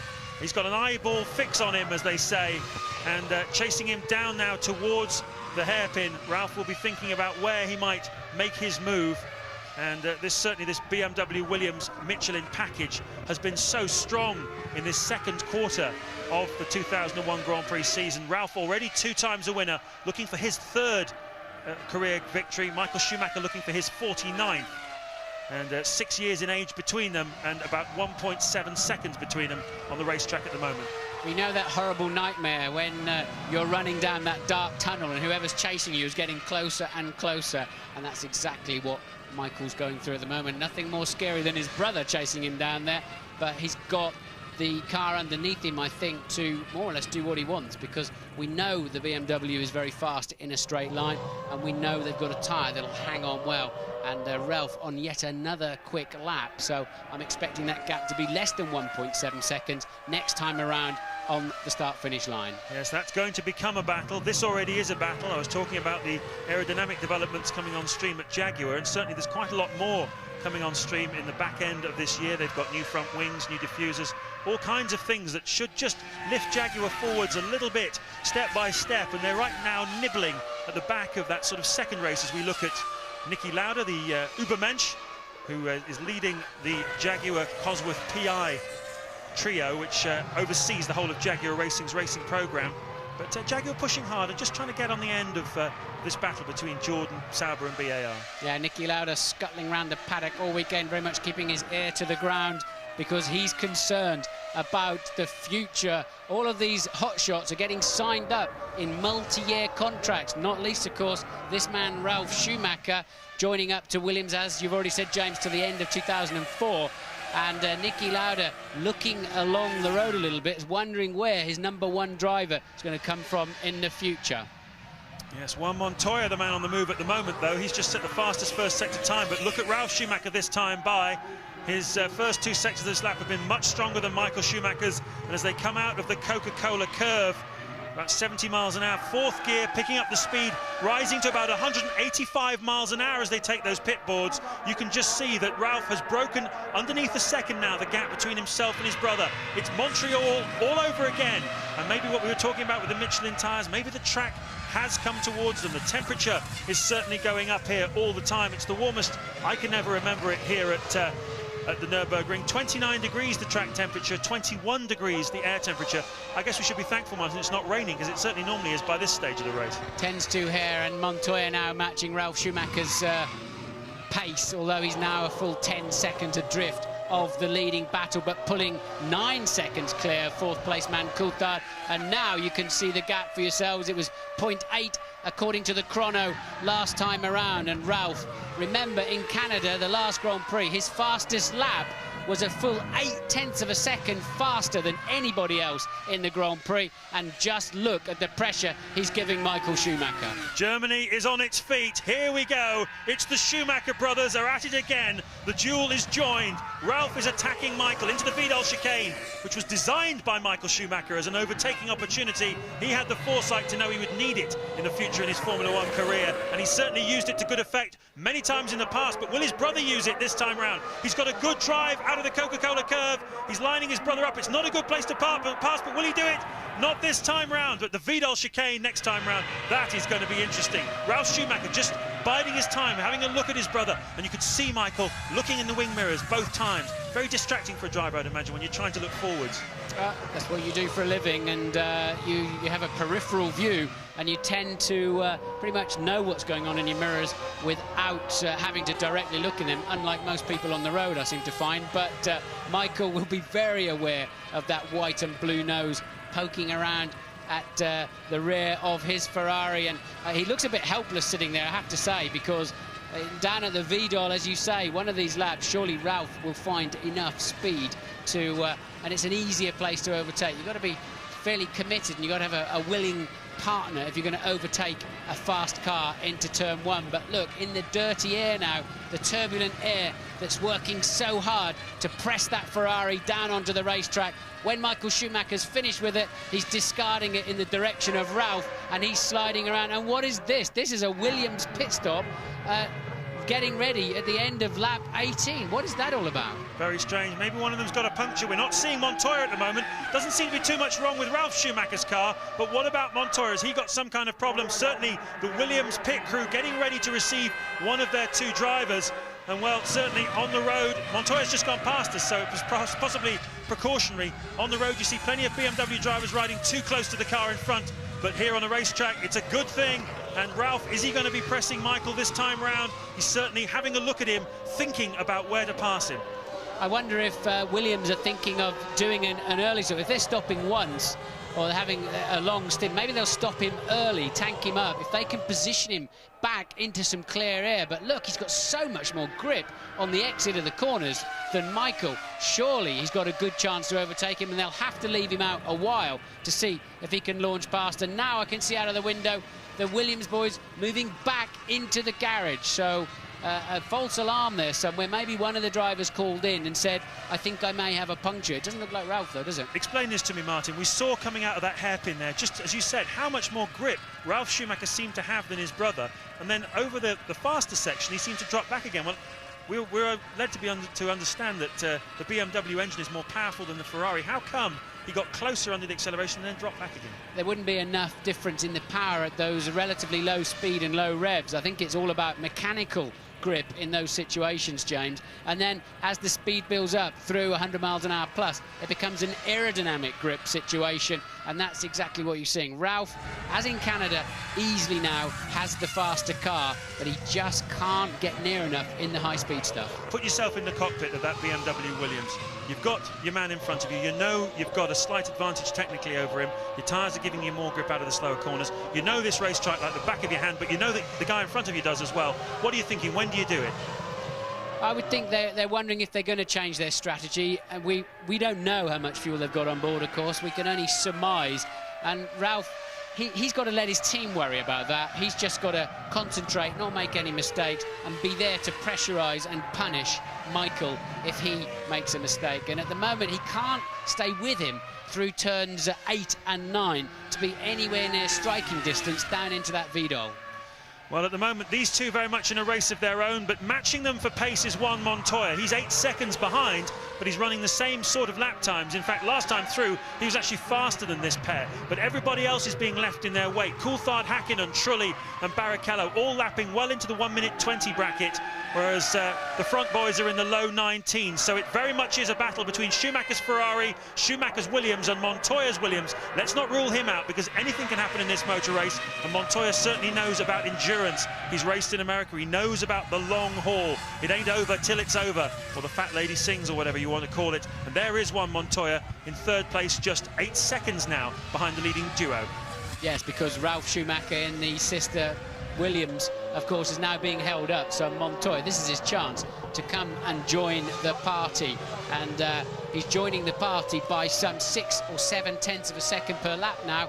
Deficit, as you say, James, 8 seconds, and Michael desperately trying to respond by doing his fastest first sector. That's on the way down to the hairpin turn 5 of the race so far. And this is a McLaren bouncing across. It must be Hakkinen by the looks of it, bouncing across the grass at the Vidal. You sometimes get a lot of debris in your side pods and blocking the radiators if you do that too many times. So Mika there, and I saw him doing a relatively slow 1:21.1, and that is a carbon copy, although that's not a smart thing to do. If you miss that chicane, carry on the grass. Do not try to rejoin. Otherwise, you rip the Botticelli out of your little Formula One car. Fisichella then making a scheduled or possibly unscheduled pit stop. Ralf Schumacher having another look down the inside of Michael Schumacher as Fisichella rejoins the track. There's Juan Montoya on the top of the screens. Let's talk about the other people in this motor race. Coulthard is 4th, Hakkinen 5th. Just saw him leaping over the curbs. Jarno Trulli still holding on in 6th place, just 1 second behind the McLaren of Mika Hakkinen. And then it's the second Ferrari, Rubens Barrichello, having a relatively anonymous afternoon, probably got a lot of fuel on board, made a poor stop, and he's struggling down in 7th place. And behind him by 9 seconds is Heidfeld, with Raikkonen 9th and Frentzen 10th, as Ralf Schumacher gets some more excellent drive out of that tight hairpin, the Dunlop curve, a 50-mile-an-hour corner taken just 2nd gear, and then they pick their way up through the shell curve up to about 175 miles an hour as they come out of here towards the RTL curve. It's a circuit on which they use about 67% of the time they're on full throttle. They're coming down towards the Hatzenbach now, and this is the kind of place where Ralf Schumacher's got to get very close to his brother. A new fastest lap then by Montoya, 3rd place man Montoya. And look, Ralph is quicker under braking, has got more mechanical grip when he gets there, and he's even having a little glance into Coca-Cola, knowing full well he'll never get through there, but at least it'll annoy Michael if he keeps doing it. And Montoya then on an absolute charge, 7.3 seconds behind this leading battle. Montoya, of course, under some pressure from his team to achieve a good result. Only had 1 points finish so far this season, where he finished 2nd in the Spanish Grand Prix, as we ride on board now with Heinz-Harald Frentzen. Now this is the man that holds the outright lap record here back in 97 with full slicks and 1:18. So we don't stay with him very long, unfortunately. But look, Irvine's managing to stay with him, back on board then with Frentzen heading in to that Vidal braking. Let's see where he needs to brake. About 80 metres, he's hitting the brake pedal. Remember, you're travelling probably 100 metres per second when you approach corners like that, and it's critical when you decide you're going to press that middle pedal. And Irvine then, as we saw in the warm-up, really does have a well-balanced car. Of course, he too is on the Michelins like the Williams, so Michelin looking like the tyre to be on this afternoon. Yes, Eddie Irvine pressuring Heinz-Harald Frentzen for a top 10 position. Michael Schumacher leads after 23 laps of this European Grand Prix. His brother Ralph is pressing him 0.3 of a second behind. Then it's Montoya third, Coulthard fourth, Häkkinen fifth, and Jarno Trulli holding station in 6th place.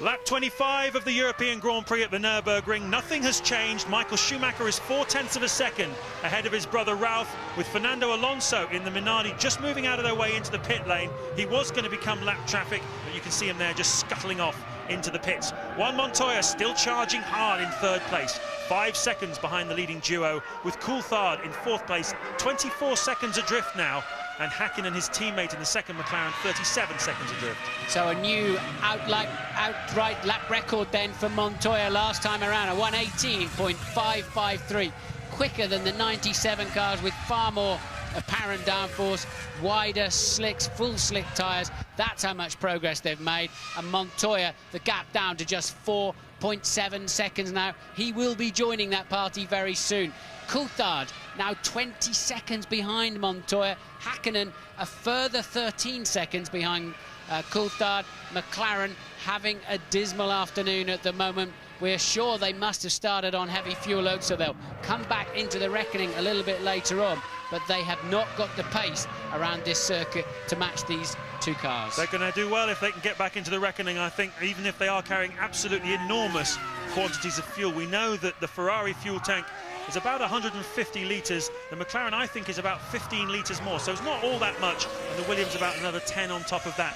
That's certainly something that's going to come into play in the second half of the season, but here at the Nürburgring, we're still not quite sure, after 26 laps, how much fuel the leading cars have got on board. Michael Schumacher in the Ferrari, Ralf Schumacher in the Williams, and here Juan Montoya still closing down the gap, taking 0.3 of a second out of the leading duo, who are now approaching more lap traffic in the form of Luciano Berti. I should just tell you, along with Tarso Marquez, Olivier Panis has now retired from this race, so just 2 retirements after 27 laps. Yes, Panis beached, spun out into the gravel trap in the BAR when he was holding down 15th place, and you can see there another new lap record then, an 18.354 for Montoya, and the Ferrari mechanics are ready. Surely this must be for Michael Schumacher, because we think Barrichello is heavily laden with fuel. We think Schumacher will be in this time, and Williams appear to be ready to respond immediately. Yeah, it looks like they're reacting. I saw Luca Baldisseri, who is Michael Schumacher's race engineer, up on the pit wall looking round at the tyres being brought out. That's always a telltale sign of which driver from the Ferrari team is going to be making the pit stop, and it makes complete sense in a way for them both to come in at the same time. Although, having said that, if you were Williams, wouldn't you carry on now and do a couple of laps? I think I would. If I think I would definitely do that. He's clearly got a faster car. Michael takes to yes, they're both Schumachers then pitting at the same time. Curious response there from Williams, because it's a straight fight between the mechanics now when they appear to me to have a faster car.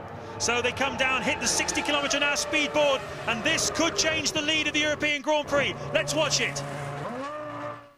Ralph arrives. Look, brakes for Ralph. He's overshot his pit a little bit of an aggressive arrival that puts his mechanics very much on their back foot, and it's not a quick stop for Williams. Ralph came in too hard, too hot, and everybody steps back just as they should be stepping forwards, and it's compromised him. And look, there goes Coulthard. Coulthard will clear Ralf Schumacher. He will not clear Michael Schumacher. So Montoya leads the motor race then. Juan Montoya leads the European Grand Prix ahead of Michael Schumacher, with David Coulthard in third place, Ralf Schumacher fourth, and Mika Hakkinen in fifth. So it's all turning around now. The question, of course, also Montoya, I can see the Williams mechanics are back out again with tyres for Montoya, so he will soon lose that lead that he has.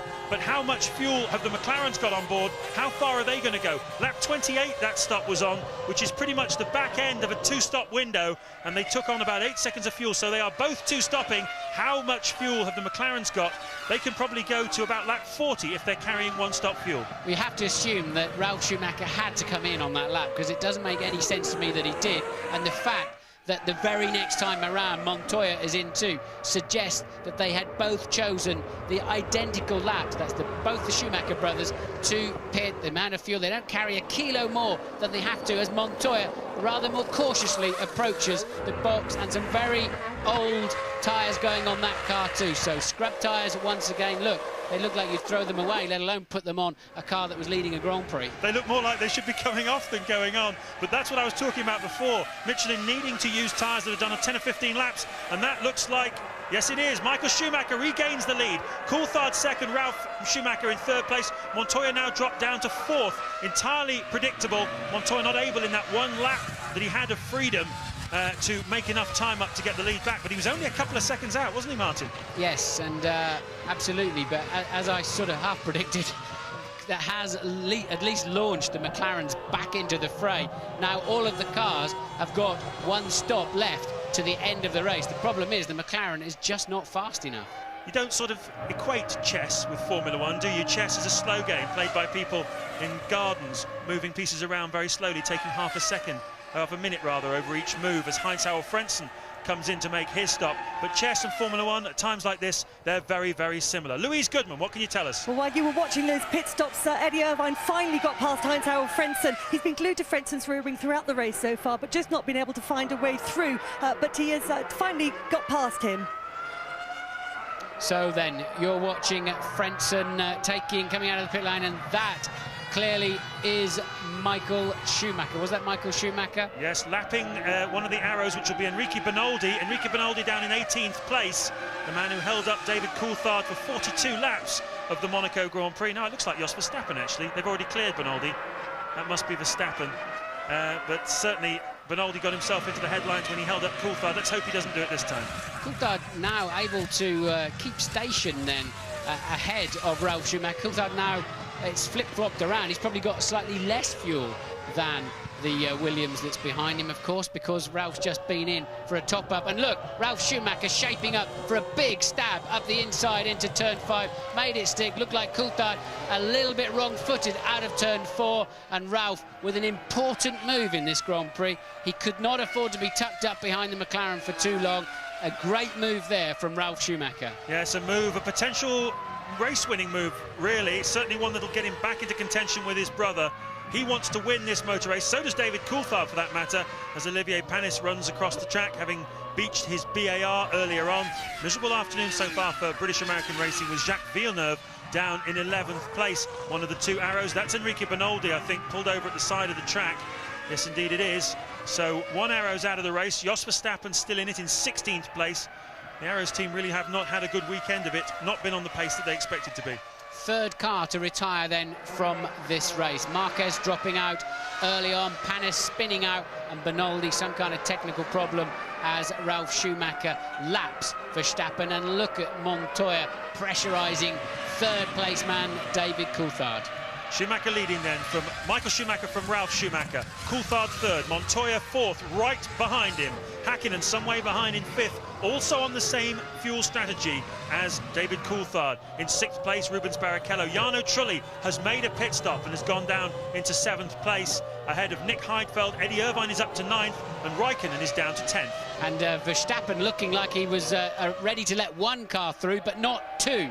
And Montoya getting squeezed down onto the apex of the turn 5 hairpin. I don't think Verstappen quite clocked. There were two of them coming through, costing him a little bit of time. Were you surprised there, Martin, at how easily David Coulthard let Ralf Schumacher go through? And do you think he'll do the same thing with Juan Montoya? I think Coulthard got out of shape out of 4 and just had nothing he could do. Ralf got the line, got the speed down into... I don't think Coulthard would have happily let him through at all, frankly. So I'm expecting he'll give Montoya a harder time if he can. But if you can't...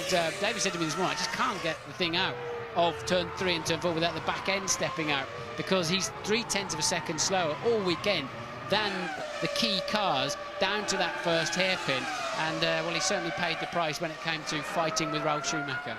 Yes, getting the power down out of the slow corners certainly seems to be the McLaren's Achilles heel this season, as we ride on board now with an attacking Juan Pablo Montoya. That's Coulthard in front of us. And I think Barrichello has passed Hakkinen out on the racetrack. Yes, indeed. Barrichello then up to 5th. Somewhere he's passed Mika Hakkinen. And again, a key move for Barrichello. Can he come into play and spoil Coulthard's afternoon as well, as you're on board with Montoya following that McLaren of Coulthard, 0.4 of a second behind him over the timing being last time around. And this then is the turbulent air situation. Montoya fighting the car through that 160-mile-an-hour chicane, and apparently not really able to close that McLaren down straight away. Great pictures there from on board. It's fantastic, isn't it, when you can see the real attacking. And as you were saying on that onboard lap in the build-up to this show today, Martin, how amazing it is you don't see the drivers changing gear anymore. The car does it for them basically nowadays. Yeah, it moves up and down the gearbox. It looks Montoya there. Oh, Montoya having to take to the grass and the old part of the Vidal chicane. I do not believe he'll be penalised for that. He did not lose a position, gain a position, or fail to lose a position by taking that shortcut. But of course, it stepped him back. He snatched the wheel on the way in, decided he wasn't going to make it, did not want to rip the under tray. Maybe the auto gearbox we were talking about did something he wasn't expecting. I'm looking out of the pit window now, and I can see in the pit lane the McLaren mechanics are getting ready for one of their two drivers, and I think it's going to be Mika Hakkinen.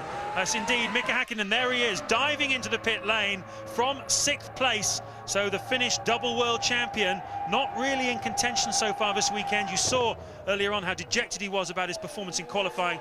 So his pit stop comes in, very slick tyres coming off, newish ones going on. They haven't done too many laps. How much fuel's going in? A man waiting there with a new front wing to put on, but they have not changed the front wing. Couldn't see anything wrong with it as it was coming down the pit lane. And Hakkinen then out, and that will be a pitting Sauber that peels off out of his way. And then who is that? Is that Irvine coming through to take what is now 6th place? So Eddie Irvine in the Jaguar is back in the points, hasn't made his pit stop yet, as Hakkinen rejoins in front of Jean Alesi, and that would be a move for position. Yes, Jean Alesi was down in 12th place, so Mika Hakkinen has certainly lost a fair bit of ground there, down to 11th, 10th place now. I would have thought that's not a scheduled stop there for Hakkinen. The fact they had a wing ready as well, he's obviously complaining about lack of front-end grip. So they've changed his tyres, they saw there was no damage on the wing, and they've sent him. So Hakkinen clearly not happy. But look, Michael now maintaining a 4.6 second lead over Ralf Schumacher. For some reason, Ralph's not got the pace he had earlier on, and of course he's going through that phase again where he needs the Michelins to have done a few more miles. It's funny, isn't it, how these tyres come and go. They have good phases and bad phases. Certainly the tyres that went on, although they look pretty worn out, they haven't yet hit the sweet spot where they're performing well. The Bridgestone tyres used by McLaren and Ferrari are more consistent over a long run. We've seen that throughout the season, but hey, it's still only Michelin's first season back in Formula One. They've won twice, and who's to say they aren't going to win this afternoon? Going back to the Hakkinen situation though, Martin, we did see him earlier going straight over the top of the Vidal chicane. I wonder whether perhaps there was some damage. He thought maybe he had some problem with the front wing as a result of that. They checked it out and found indeed that he didn't. Yeah, I suspect he had a lot of understeer, and he wouldn't know whether it was tyres or front wing, so he came in, they automatically changed the tyres, checked his front wing, decided not to change anything. But Ralf Schumacher then, second place man, 4.6 seconds behind last time around. Let's have a look and see what it is this time around. 5 it says on that computer, and he's losing time. He lost half a second on that lap. Clearly he had to pass the Benetton, but nonetheless Ralf hasn't got that pace at the moment. So you have only seen just half of this race as we see a replay of Juan Montoya almost clipping the back of Coulthard. He seemed to close up pretty tight behind him. Just over half distance then. You ain't seen nothing yet. Michael Schumacher leading. Ralf Schumacher's 5.1 seconds behind him. Coulthard third, Montoya fourth, Barrichello fifth. Eddie Irvine still holding on in sixth place for Jaguar.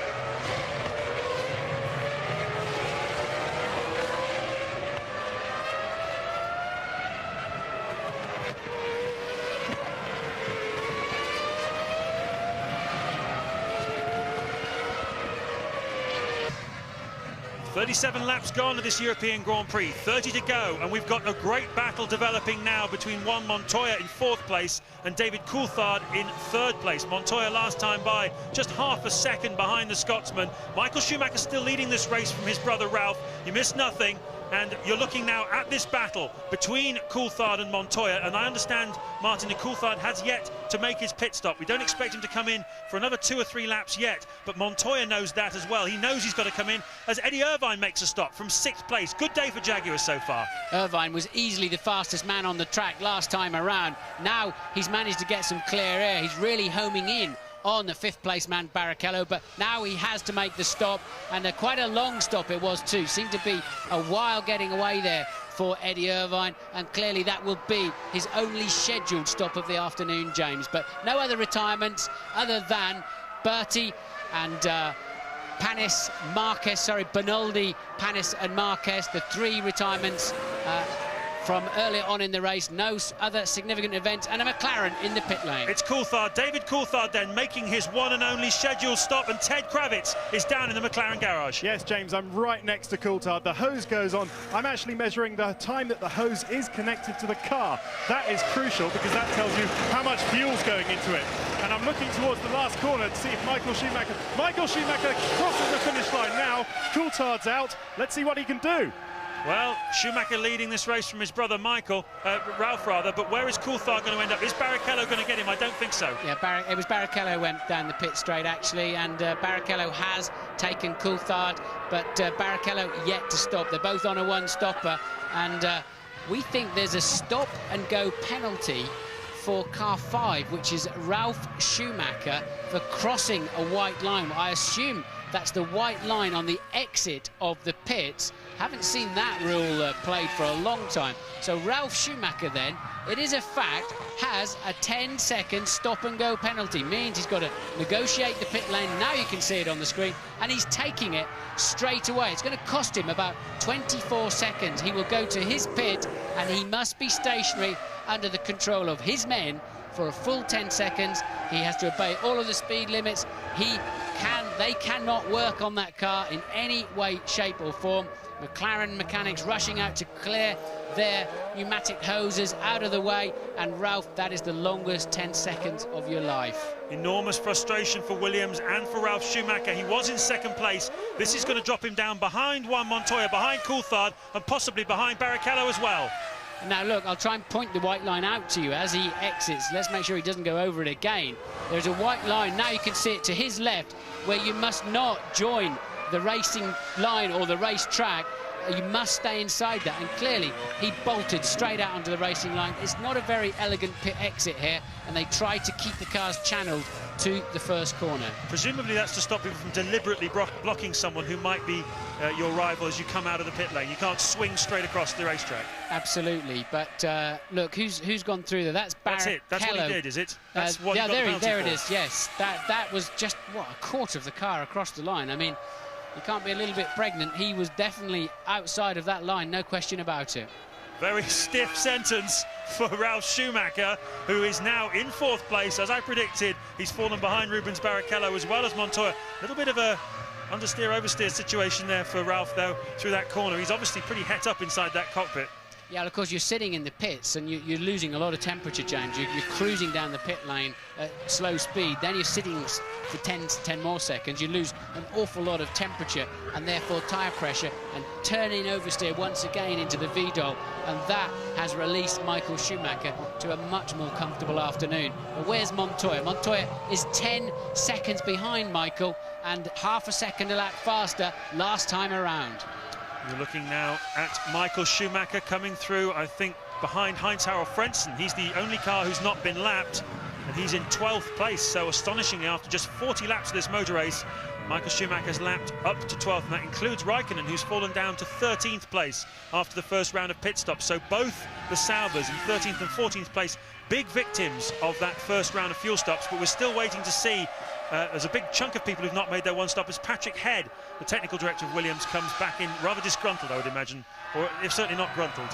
Well, Patrick tends to say what he thinks when he thinks it, and he did not look a happy bunny at all, did he? But Michael then leading by about 10 seconds. Interestingly, despite that stop and go, Ralf Schumacher did get back out onto the track ahead of Coulthard. So Schumacher running 4th at the moment, Ralf that is, Coulthard 5th. Barrichello is up to 3rd, but he has not yet pitted. Yes, so in fact Coulthard pretty much back where he started. He started the race in 5th place on the grid. At the end of in the early running he was 5th, so that fuel strategy one stop hasn't necessarily done anything for them yet, but all the cars in front of him have got to stop again. Yeah, absolutely, but of course, Barrichello, we now know why he was so slow off the line, and we were right at the beginning of the race. He is carrying a lot of fuel as he easily passes Frentzen, who's busy down the escape road. But Michael then has got a new man chasing him now, and he closed him down by 1.1 seconds last time around. Montoya 1.1 seconds faster. The Michelins are back in the sweet zone. Yes, they are. Isn't it fantastic? It's swinging like a pendulum, this motor race. Anybody that says Formula One is all over by the first corner doesn't know what they're talking about. It changes all the time. It changes as the track temperature changes. It goes up, it goes down. The tyres come in, they go out. Engines go off. Drivers have little lapses of concentration. So many things can happen. A slip in the pit stops. Michael Schumacher makes very few mistakes. And, well, at the moment he's leading this motor race. He's got 25 laps to go, but he has got to stop again. Sometime, I'm guessing, we're on lap 42 now, and a pretty much target for a two-stop will be about lap 47. Juan Montoya, though, is that lap by for him not quite so good. He gave a couple of tenths of a second away. So Schumacher has stabilised the margin between himself and Montoya. Barrichello, of course, still got to make his one and only stop of the race. Yeah, I think Montoya had to clear the Sauber during that lap, so that halted his charge somewhat. So Michael Schumacher leads 9 seconds ahead of Montoya. Barrichello holding down third place, yet to stop. Ralf Schumacher fourth, Coulthard fifth, Villeneuve also yet to stop in sixth place.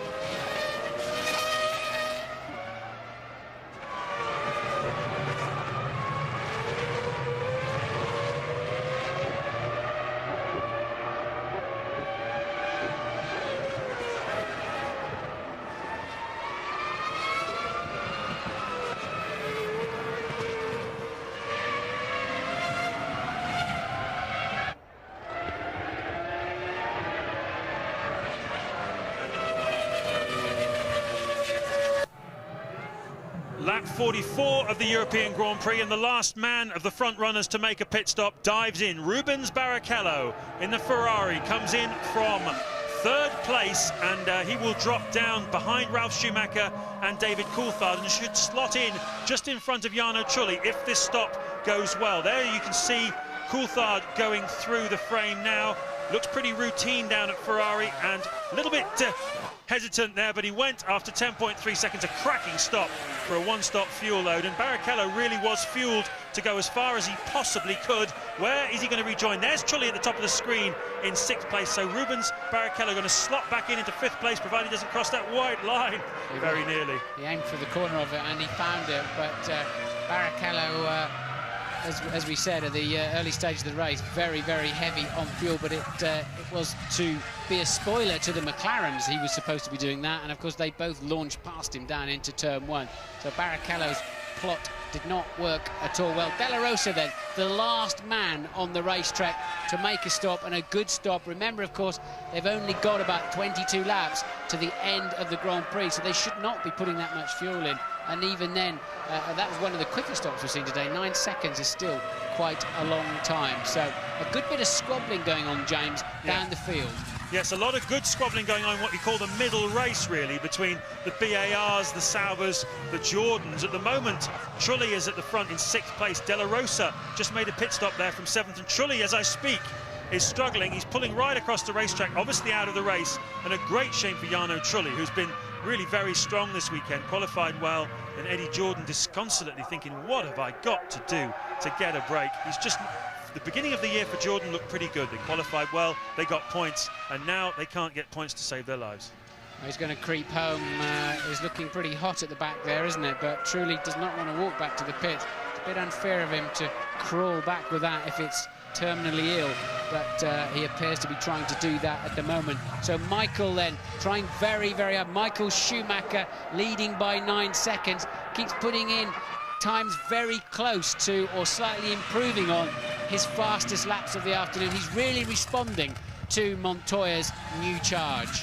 Well, he's just putting a second lap. Can you believe it on Jenson Button, the man who was so strong last year for BMW Williams, now gone 2 laps down in the Benetton, having a pretty sad afternoon, down in 19th place, way off the pace, and he's quite a long way behind his teammate as well, Fisichella, who's in 16th place. But believe it or not, Martin, Michael Schumacher, who is driving, we have to say, extremely well. Everything that the other teams have thrown at him, he's been able to resist. About, would you believe, to lap Häkkinen. Yeah. Mika Häkkinen there, just diving through the bottom of the screen. Yeah, there's Häkkinen now. He's 75 seconds off the lead last time around. And, of course, that means one thing and one thing only. With a minute 18 for a lap, 78 seconds for a lap, he's being homed in on for a good old lapping. Ted's down in the pits. Yeah, Martin, there is a quiet sense of a bit of confidence, actually, in this McLaren pit. There were a couple of thumbs up between the mechanics when Ralph came in for his penalty and when Barrichello was slow away from his pit stop. It does look like Coulthard is on for a podium at the moment. Second or third, I reckon, but at least it's solid championship points. Yes, Coulthard then, the reason being, we think, of course, that Schumacher, Montoya, Ralf Schumacher all have to stop again. And they're in front of Coulthard. Coulthard maintaining a 9.2 second gap in 4th place to 3rd place man Ralf Schumacher. So there is a chance that their strategy will launch David Coulthard onto the podium. And a little kiss there between the Sauber and the Prost. Heidfeld and Alesi getting a little bit too intimate there through the last corner, and quite a tussle been going on between those two for 12th place, and Heidfeld being very aggressive this afternoon. But so what do McLaren have to do? Well, currently Michael Schumacher is 8.4 seconds ahead of Juan Montoya. Ralf Schumacher, after that stop-and-go penalty, is 29.7 seconds behind his teammate, with Coulthard 10.7 seconds behind him. So if the leaders all make the stop, the one who's going to fall into Coulthard's clutches is definitely going to be Ralf Schumacher. I don't think Montoya will. He's got too big an advantage, so he will be able to pit and rejoin in front of Coulthard. But Ralf Schumacher is under serious threat. Mika Häkkinen, though, just making room for Michael Schumacher. Häkkinen, of course, blue flags waving at him rather than for him for a change, having to yield immediately. But, you know, I don't think Coulthard's going to be on the podium. I don't think he's got the pace to keep Ralf in sight. He's lapping some 1.5 seconds a lap slower sometimes as he comes past the pits here. So I think he's pretty much nailed to 4th place at the moment. They may be putting thumbs up because he's got the edge on Barrichello. But Barrichello's 18 seconds behind and also closing something like a second a lap sometimes. So Coulthard not showing a lot of pace, and really they just cannot get that McLaren hooked up around here for some reason. But Montoya on a new charge. The lead now down to 7.9 seconds. But what a stunning race Michael Schumacher's driving. He's not in the fastest car on the racetrack, James, but he's leading the race. Well, he's done it many times in the past. It's what makes him special, I think. Every now and then in the history of motor racing, there's a driver who can win cars for you, win races for you in a car that really doesn't deserve to do it. He's done it throughout his career at Benetton. He had occasionally the best car there.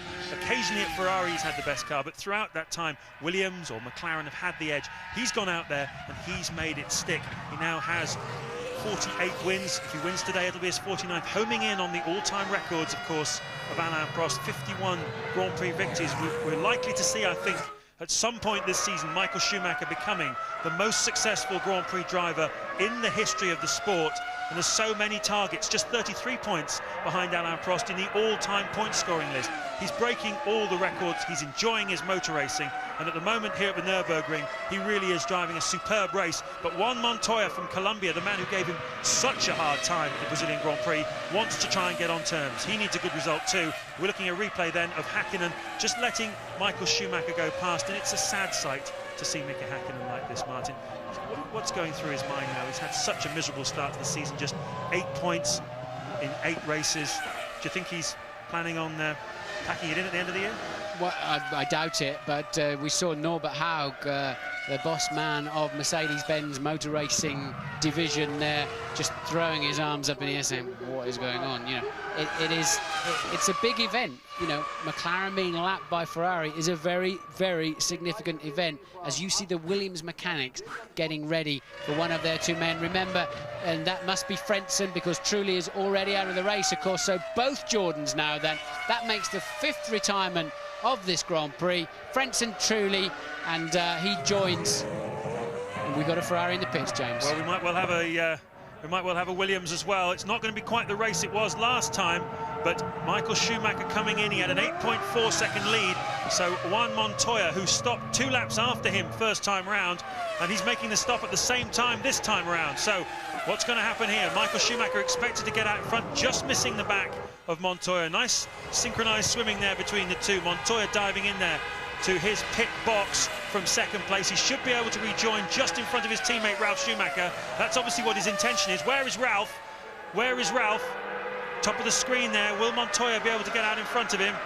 Looks like he might do it.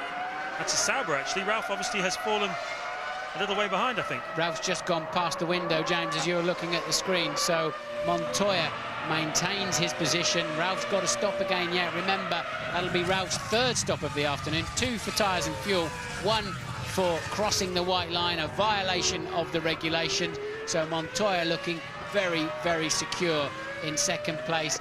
Can he give Michael Schumacher a run to the end of the Grand Prix? That is Frentzen locking up the wheel down at the Dunlop hairpin and then losing the car on the exit. Curious, wasn't it? It just suddenly snapped away from him. I wonder whether something broke there. That was a very strange accident indeed. Seemed to have it all under control, and then it just swung out to the left. So Heinz-Harald Frentzen retiring from 10th place, and we now have a leaderboard. Michael Schumacher on lap 50, leading by 8.9 seconds from Juan Montoya. Ralf Schumacher 3rd, Coulthard 4th, Barrichello 5th, Hakkinen 6th, Irvine 7th, a lap down, De La Rosa 8th, a lap down, 9th is Villeneuve, 10th is Raikkonen, 11th is Jean Alesi, and 12th, Nick Heidfeld.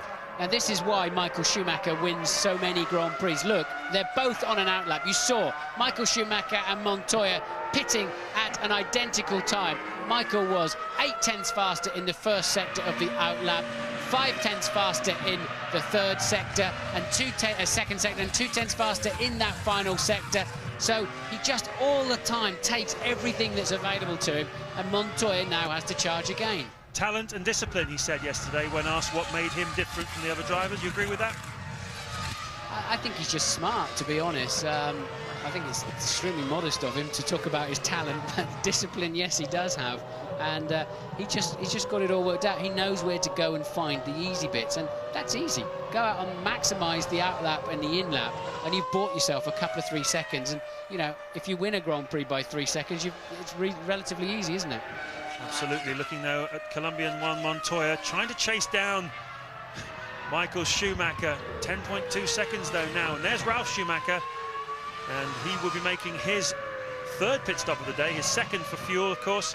He had a stop-and-go penalty for crossing the white line at the exit of the pit lane. The mechanics ready, taking those tyre blankets off that keep the tyres nice and warm so that when the driver goes back out on them, they're already almost up to racing temperatures, and Ralf Schumacher will dive into the pit lane. He's currently 15 seconds ahead of Coulthard. It won't be enough to get back in front of him probably, but Ted Kravitz will be able to tell us all about Ralph's stop. Yes, James, Ralf looks like he's in the pit lane. I can see him now. I can tell you there was such a sense of despair when he got that stop-and-go penalty. They just thought, you know, I mean, is he a star driver or not? He's certainly been signed up for Williams to be one. So the hose goes on. A line about Juan Montoya, actually. This has worked very well for him this race. He really needed this kind of performance after those 2 wall experiences in the last 2 races. 6 seconds hose on time for Ralf. So then, Coulthard clears Ralf Schumacher. Coulthard does not have to pit again. Ralf Schumacher has the faster car. Can he catch and pass David Coulthard for the second time this afternoon. Yes, he managed to get out just in front of Rubens Barrichello as well. That's the other aspect of this. So it's all chopping and changing, but Michael Schumacher pressing home his advantage now. No more fuel stops to go for the front runners. Lap 52, 15 laps to go. Montoya 11.2 seconds behind. Ralf Schumacher third, Coulthard fourth, Barrichello fifth, Mika Häkkinen down in sixth place. It's all to play for.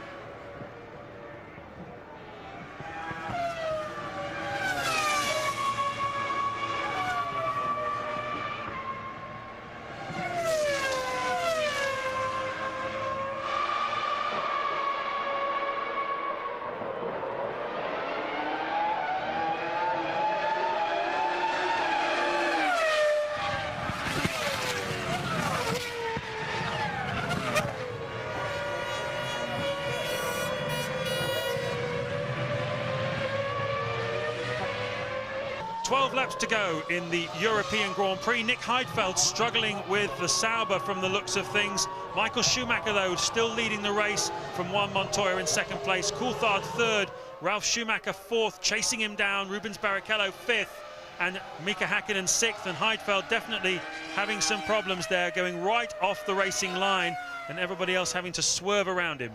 Got a feeling he's got a loose left rear. If you watch Heidfeld's car, I think the car's moving around at the back end. I think it's his left rear wheel is loose, and he's struggling to get that back to the pits. Louise. It's all gone pear-shaped for the Jordan team. Jano, the first of the drivers to retire. Jano, what was your problem? I had a clutch problem. Since the beginning of the race, I was struggling a little bit with the clutch, but the car was feeling very good anyway, in balance. So I was pushing and pulling away from the rest of the group behind me. And I was following Häkkinen. I was as quick as him, but unfortunately I couldn't overtake him. After the pit stop, new tires, car was feeling very good, but still had the problem. I tried to help it, not using the traction control, but anyway, after some more laps, the clutch just gave up. You're not having much luck at the moment, are you? You're getting a bit frustrated. Let's say I'm not frustrated because, I mean, somehow yes, because I'm not scoring points. But I'm showing everybody that I'm doing very good performance with the team. We just need some more luck. This year we've been performing very well in qualifying, and most of the, let's say, last 4 races I was always driving and running for the point, and I had to retire. This is really bad. It's a shame. Well, thank you.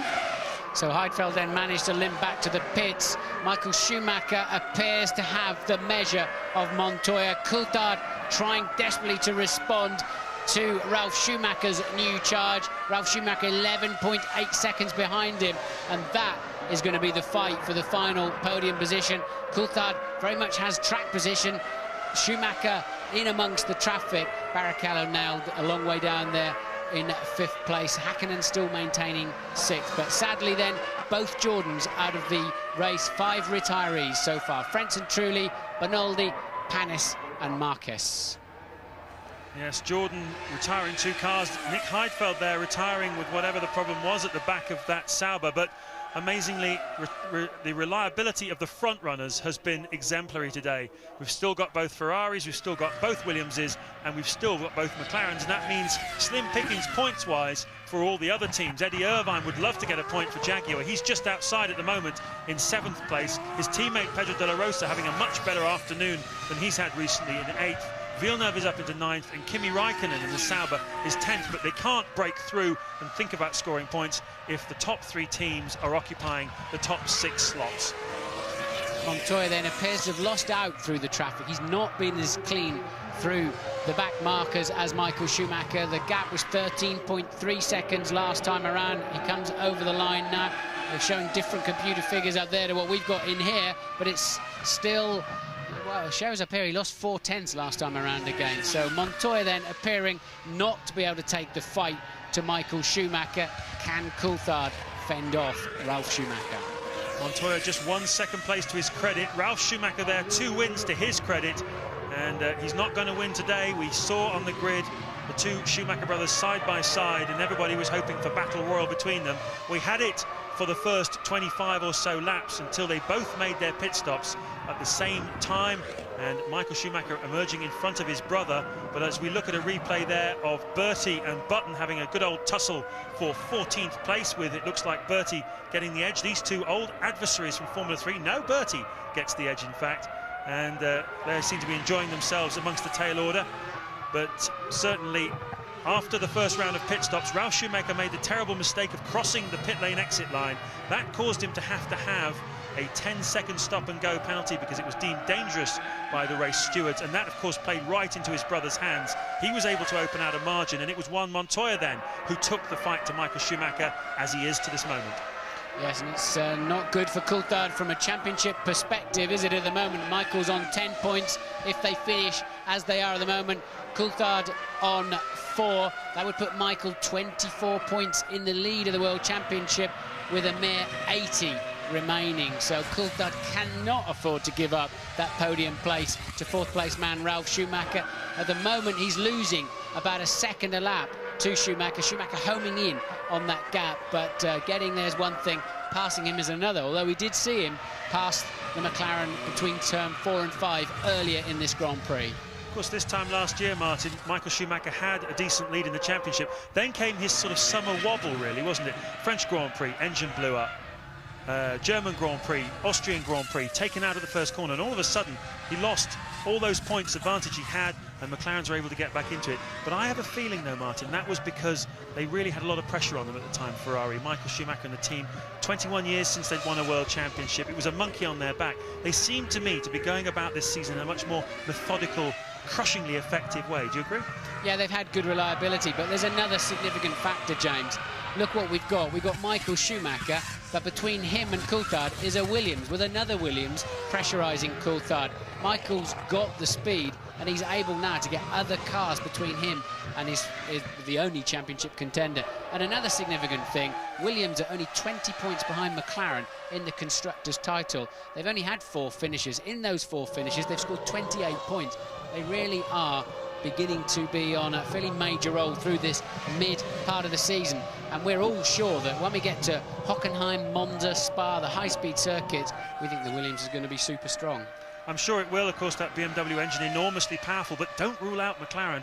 I'm sure any of you at home that are McLaren fans, and they have very many, they are a fantastic Grand Prix team. They've just gone off the boil a little bit recently, but for sure they'll bounce back and they'll be strong and they will win races, as we ride on board there with Juan Montoya in 2nd place, 14 seconds behind Michael Schumacher. And Montoya looking pretty comfortable at the moment on his way to second place of the year. And Louise has some news for us. I'm still here with Heinz-Harald Frentzen. Heinz-Harald, we've heard about your teammates' gearbox problems. What was it that put you out of the race? Well, my traction control just stopped working and came out of the blue. It just spun around and that was it. How was the car otherwise? Because you weren't managing to match your teammates' times, were you? Were there other problems? Well, it was all right. I had to do an early pit stop because I was stuck behind the Saubers, and I came in and got new tires, went out and tried to be as quick as possible, but all of a sudden I felt something wrong on the rear. And after I stopped the race, I saw that I had some problems on the rear tire, so basically, I was stuck a little bit with the problem in that second stint. But anyway, I couldn't go any further than that. Thanks, Harold. Back to you. Yeah, back in the commentary box, of course, while we're hearing about Frenson's woes of the afternoon, you saw Barrichello barreling into turn 3, getting it completely out of shape, sliding across the grass and miraculously ending up back on the racetrack, pointing in the right direction. He was beginning to make a fairly major charge on Ralf Schumacher, 4th place man, and that has cost him dearly. Häkkinen's too far behind, though. 6th place man Häkkinen too far behind to do anything about it. So Barrichello with a lucky escape.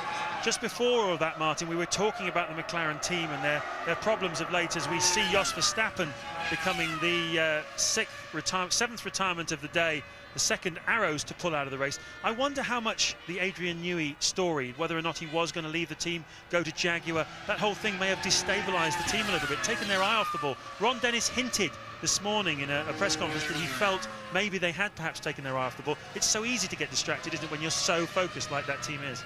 Well, as Ron said this morning, this is a team sport and you have a momentum, and anything that puts you slightly off your stride has a strong effect when the cars are so competitive and so close between the top 3 teams as it is now. And I was surprised that Ron this morning openly admitted that that really has slightly put them on their back foot. And this afternoon you can see it, although Coulthard doing a great job to be up there in 3rd place at the moment, but Ralf Schumacher now just 5 seconds behind as we're on board Montoya through the RTL curves and heading up now towards turn 8. He's 13 seconds behind. He's just yo-yoing. He does not appear to have, for whatever reason, the spirit to go and attack Michael Schumacher. Ted, what will you tell us? Well, Martin, I can tell you at McLaren, I'm watching Pat Fry, who's David Coulthard's race engineer. He's slumped back in his seat right next to Ron Dennis. They're watching the times tumble. I reckon, though, he just might be able to hold on to that P3 spot. He's now 5.4 behind Ralf, in front of Ralf rather, but significantly he's got 5 laps left. So if it continues at a second a lap, I think DC might make it, but by just under a second.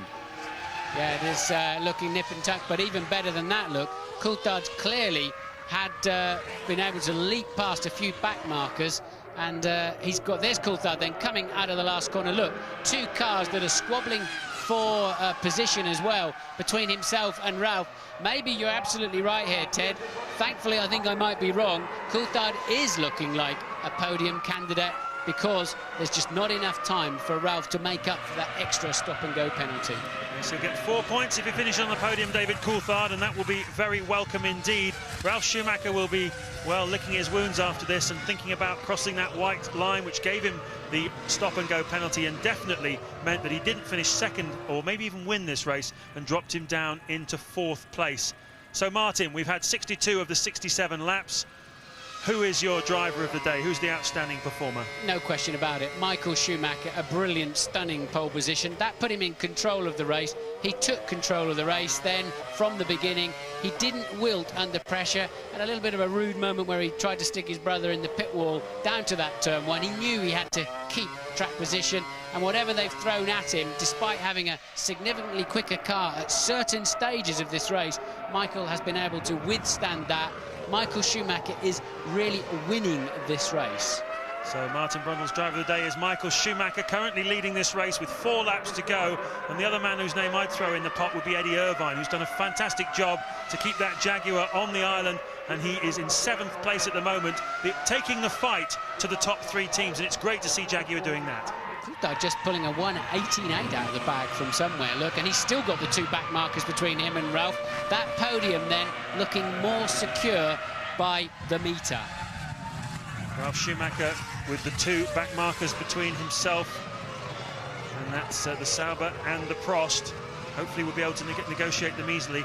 The rule with back markers, of course, is they get waved blue flags and they see them, hopefully, move out of the way. If they pass through more than 3, I believe, then they get a stop-and-go penalty. So they're all under strict instructions once they're being challenged to get out of the way. But he doesn't seem to be catching them all that quickly, does he? A lot of black smoke coming out of Ralph's car every time he hits the brake pedal now as well. And a lot of dust, that is, coming. Let's watch him down into here, see if we get this. Yeah, a lot of black dust. So I wonder if Ralph's beginning to get a bit of a spongy brake pedal in that car, because he's certainly not having anything like the pace he had earlier on. Coulthard then pulling that 1:18.8 out last time around, that's given him this gap, and I think it's all over. Ralph, I don't think, can do anything about it at this stage. So Germany came to the Nürburgring this afternoon, and pretty much the whole of Germany, it feels like. I've never seen so many people here as there are today. It took us an hour and a quarter to do what is normally a 20-minute drive in from our hotel this morning. It was chaos. There was cars everywhere. This is one of the few Grand Prix circuits in the world where the race fans, the campers, can park their motorhomes and their camper vans right next to the racetrack, and they absolutely love it. They turn up in their huge numbers, not only Germans, but Dutch, Italian, French, plenty of Brits here as well. A fantastic festival of motorsport at one of the world's most famous racetracks, the Nürburgring. Been open since 1927, and so much history here. It's worth remembering, Martin, it's the 25th anniversary at the moment this year of Niki Lauda's massive accident on the old Nürburgring circuit, which we no longer use following that accident. And certainly the history here. Michael Schumacher is part of this history. He's won here before for Ferrari, he's won here for Benetton, and he's 3 laps away now from winning again. This will be, if he can make it, his 5th Grand Prix victory of the year, and would put him on a majestic looking 68 points in the World Championship after just 9 races. And he's looked peerless, hasn't he, through the afternoon. There's then his second place man, Montoya.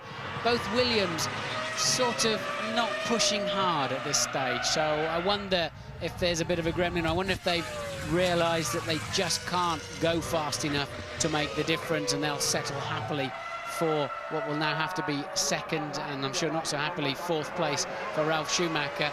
And still, look, Ralf now has cleared one of the back markers, and the blue flag situations, it gets quite complex, and I still can't help noticing that such a lot of carbon dust flying out of the front wheels of that Williams. But the blue flags work, of course, for all of the front runners, not just the leader of the race, but also if you're 1 lap down lapping somebody who's 2 laps down, you should also get the same service. Doesn't always work out like that, it has to be said, but it is a complex situation then for, look at the glowing of the front discs there for Ralph, and the Williams surely has got some hot brakes, and that then is a Lacey dropping out on the 65th lap of the race. In the Prost, of course, a Lacey, I would imagine that's down at the hairpin, turn 5, can't quite see it at the moment. Probably outbraked himself on the way in. Jean Lacey out of the race. Michael Schumacher, though, is on his final lap. He's backed off. His last lap was a lot slower than that of Juan Montoya. He's not worried anymore about the threat from the Colombian, as we watch again Alesi trying a do-or-die manoeuvre down the inside of Kimi Räikkönen, and that was for 10th place. And Alesi, well, you've got to love a trier, haven't you? Even at this stage of the race and down in 10th place, he's giving it absolutely everything. Poor old Jean. Well, maybe in Magny-Cours, your home circuit in a couple of weeks, you'll have a better day. But you couldn't have a much better day than this man, Michael Schumacher. They're spraying the champagne already in the grandstands. It's going to be his 49th career victory. He's now just 2 behind the all-time record of Alain Prost. What a magnificent racing driver he is as he comes out of the pit curve for the final time. The air horns are sounding, the red, yellow and black flags are flying in the grandstands, and Michael Schumacher coming up towards the Vidal chicane to complete what has been a memorable European Grand Prix for him and for Ferrari. He was on pole position, he had a great fight from his brother for the first 25 laps, but then that challenge faded away. Michael rose to the occasion, and Michael Schumacher wins the European Grand Prix, his 5th victory of the 2001 season. Well done. And he's pleased too, isn't he? And so he should be. That was really a stunning performance. And there then Montoya has taken that 2nd place. So 6 World Championship points for him. Coulthard will comfortably be on the podium, and that's a save. That's a result for David Coulthard this afternoon. And the strategy did pay off for McLaren. It did bring him into about as much contention as he was going to be in today. And luckily for him, Ralph had that extra stop-and-go penalty, but Coulthard made it stick in the middle of the race when he needed to. Had a bit of extra pace at the end, and a somewhat dejected Ralph then. 4th place, he won't even be up there on the podium, and he'll be disappointed with that, to say the least. So it's not changed any of the positions in the World Championship, but it has moved Michael Schumacher just that little bit further ahead now of David Coulthard. He'll enjoy a 22-point advantage as we look at Rubens Barrichello, who finished in 4-point advantage, I'm sorry, as we look at Rubens Barrichello in the second of the two Ferraris. Mika Hakkinen crossing the line. Eddie Irvine very close to scoring that final point for Jaguar. Tried very hard until the final moments, but Mika Hakkinen managed to secure another point, making it 9 out of 9 races. I hope for his sake he doesn't go on to score 17 out of 17 races. I'm sure he'll have his day too, but look at that. And look at how there are a few more of the BMW Williams flags as well in the crowd now. Ralf Schumacher and Juan Montoya certainly putting that team back on the map. There is a big fan base for them now, and this huge crowd here at the Nürburgring have been entertained very much by the race today. We are not worthy, they say, by the side of the racetrack. And, well, Michael Schumacher certainly enjoying his moment. They are where they should not be, and the circuits pay a very, very heavy fine if fans get onto the racetrack like that, because it is dangerous and it is difficult for everybody. But nonetheless, they're pretty pleased with their day. It'll be a little bit of beer drunk around here tonight, I would imagine, because Michael Schumacher, in the end, dominated this race. It shows that he won by 4.2 seconds, but he was swanning around the last lap. Coulthard third, then Ralf Schumacher fourth, Barrichello, scruffy afternoon in fifth, Hakkinen taking that final point. Irvine and De La Rosa, Jaguar 7th and 8th. Looking down there a bit, Fisichella 11th, Bertie in the Prost 12th, Button then 13th, Alonso Alesi still classified as a finisher despite that big brave manoeuvre to try to pass Raikkonen for 10th place. And here then are the retirements: Verstappen, Heidfeld, Frentzen, Trulli, Bernoldi, Panis and Marquez. So none of the front runners experiencing any real reliability problems. Rubens Barrichello tried to throw it off the road, but somehow managed to collect it all up again and was able to finish the race. So all of the top 6 managing to finish it. Michael Schumacher's won this Grand Prix, and the man who talks to him in the pit lane, Ross Brawn, is talking to Ted Kravitz. Ross, congratulations, great performance, but I guess it didn't take all of your tactical acumen to win, Michael, that race today. It was a bit tight. We were a bit concerned. It was a big relief to see Ralf come in the same lap. We had an idea they might struggle a little bit more on their second and third sets. They only seem to have one set prepared properly, so we knew it was going to be a little bit easier on the second set. What would have been the outcome if Ralf hadn't had his problem, I don't know. But certainly closer than it was. But I think we might have just edged it. But after Ralph's stop-go penalty, it was pretty plain sailing from then on. It was really then looking after the car. You saw with Mika what can happen the last few laps, so then it was just a question of conserving the car and keeping an eye on Montoya. Well done, Ross. Well done. Yes, I'm sure, as Ross said, a significant moment then when Williams had to pit at the same time as Ferrari. The identical lap this afternoon. We're just 5 days away from first practice for the next Grand Prix in France next weekend. 24 points ahead, 80 points left in play. Michael Schumacher looking in a very strong position. Remember there, Coulthard gave him more than a run for his money at the French Grand Prix last year, and he's certainly going to have to do the same this time around, James. Yes, the French Grand Prix last year, very memorable for the way in which David Coulthard attacked Michael Schumacher and came away with the race victory. It also was the beginning of Schumacher's wobbly period during the season. One wonders whether that's going to happen again as he talks there to his brother and he shakes hands with David Coulthard. Ralf just telling him about the little misfortune he suffered and how he crossed the white line. He's probably complaining about it, but we'll wait and see if there's any fallout from it. Rubens Barrichello there being weighed as well, Jenson Button, Fernando Alonso too, and Michael Schumacher absolutely ecstatic with his 49th career victory. Now just 23 points behind Alain Prost in the all-time points, just 2 victories behind him as well. He's going to break all the records this year, no doubt, but for the moment he's just made the German crowd very, very happy indeed.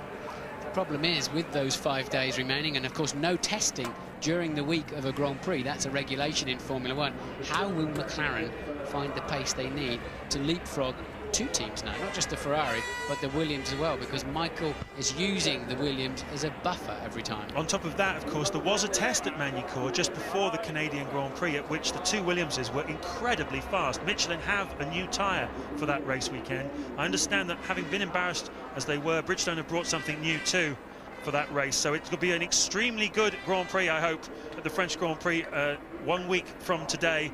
But Ferrari celebrating at the moment, and it certainly has been a good day for them. Very methodical the way they've gone about their business this weekend. Qualifying was exemplary, the race was exemplary too. They were lucky, as Ross Brawn said, that Williams chose to pit Ralf Schumacher the same lap as them. I think they probably expected he would do a couple of laps more, but he didn't.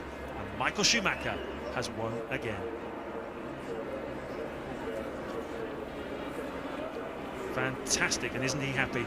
There's Jean Todt, the team principal, a man who can take a lot of the credit, I think, for turning this Ferrari team round since he joined back in 1992. It wasn't really until he got Ross Brawn and Michael Schumacher there in 1996 that he was able to really start ramping things up.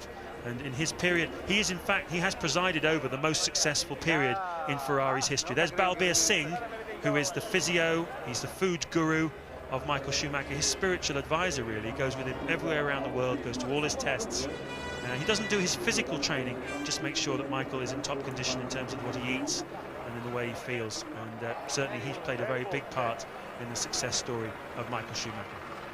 So Michael then has won 9 of the last 13 Grand Prix.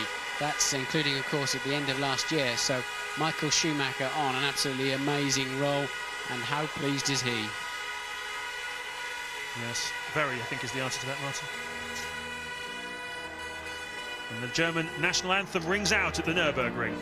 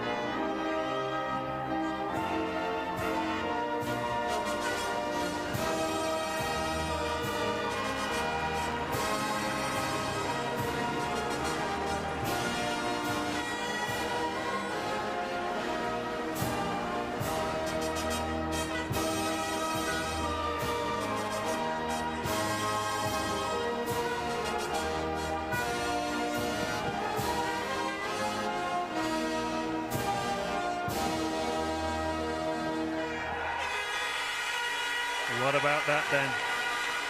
And now the Italian national anthem in honour of the winning constructor, Ferrari.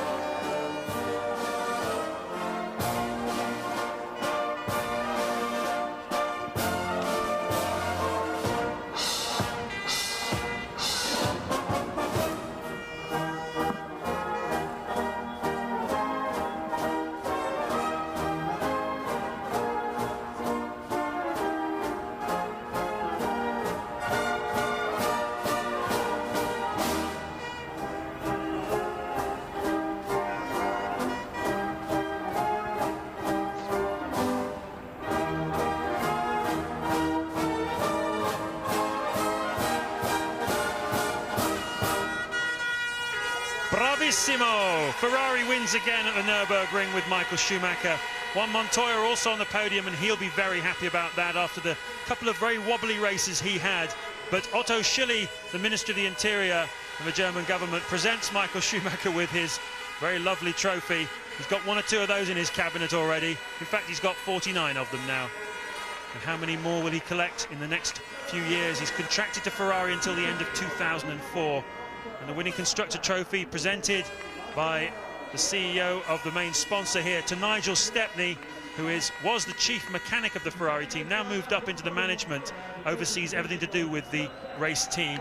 Kurt Beck, the Prime Minister of this area we're in here in Germany, presents Juan Montoya with his trophy, and that will be well received by him. He'd be very happy about that. And David Coulthard did extremely well there to collect 4 points in 3rd place, get the final spot on the podium. Very steady drive from David under very difficult circumstances. McLaren really not at the races here this weekend, and there'll be some head scratching down in Woking over the next few days as the champagne begins, and Michael Schumacher is closing in very much on the all-time records. Martin, it's been a great day.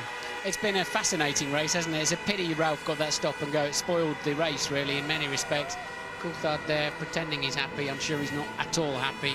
It was a solid run for that final podium position. But look at this man. He absolutely is heading towards another World Championship. Can Coulthard stop him? So, Jim, another great win for Michael Schumacher. How many more for him this season, I wonder? Thanks very much indeed, James. Thanks to Martin as well. Well, try and answer that. He's won this race in each of his championship years, in 94, in 95, in 2000, 2001 as well. Well, it looks very much that way at the moment. You be sure to stay with us. We have a competition, your chance to ride in a Formula One car. There are the views of Tony Jardine, our pre-race guest.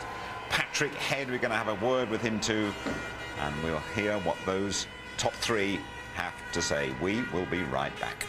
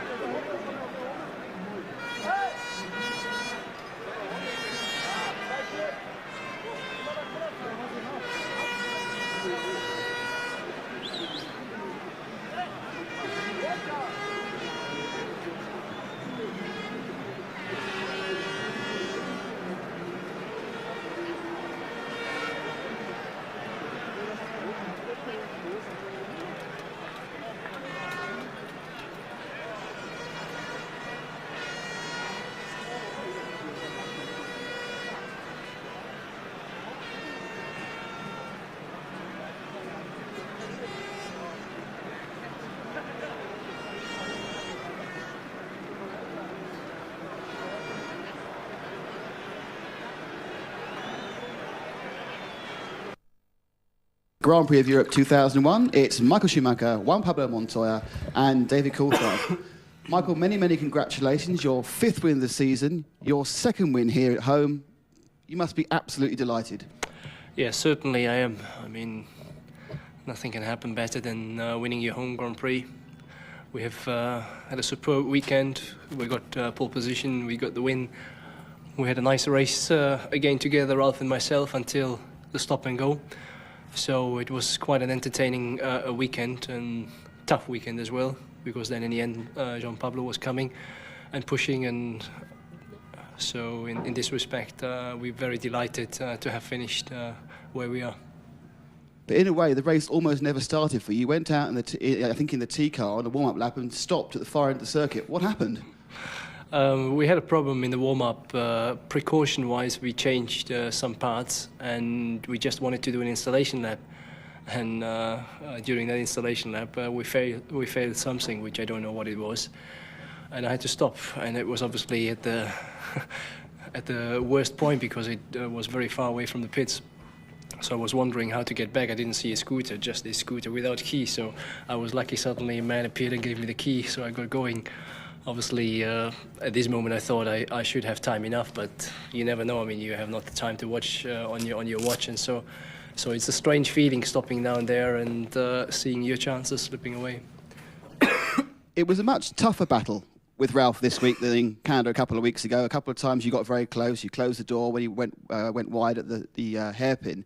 Do you feel you can race more tough with Ralph because he's your brother? No, it's not more tough. No, we drive very close to the edge. What you have to do, I mean, I would do this to anyone, honestly. I can't, and he doesn't give presents to me, neither I can, because we both work for different teams.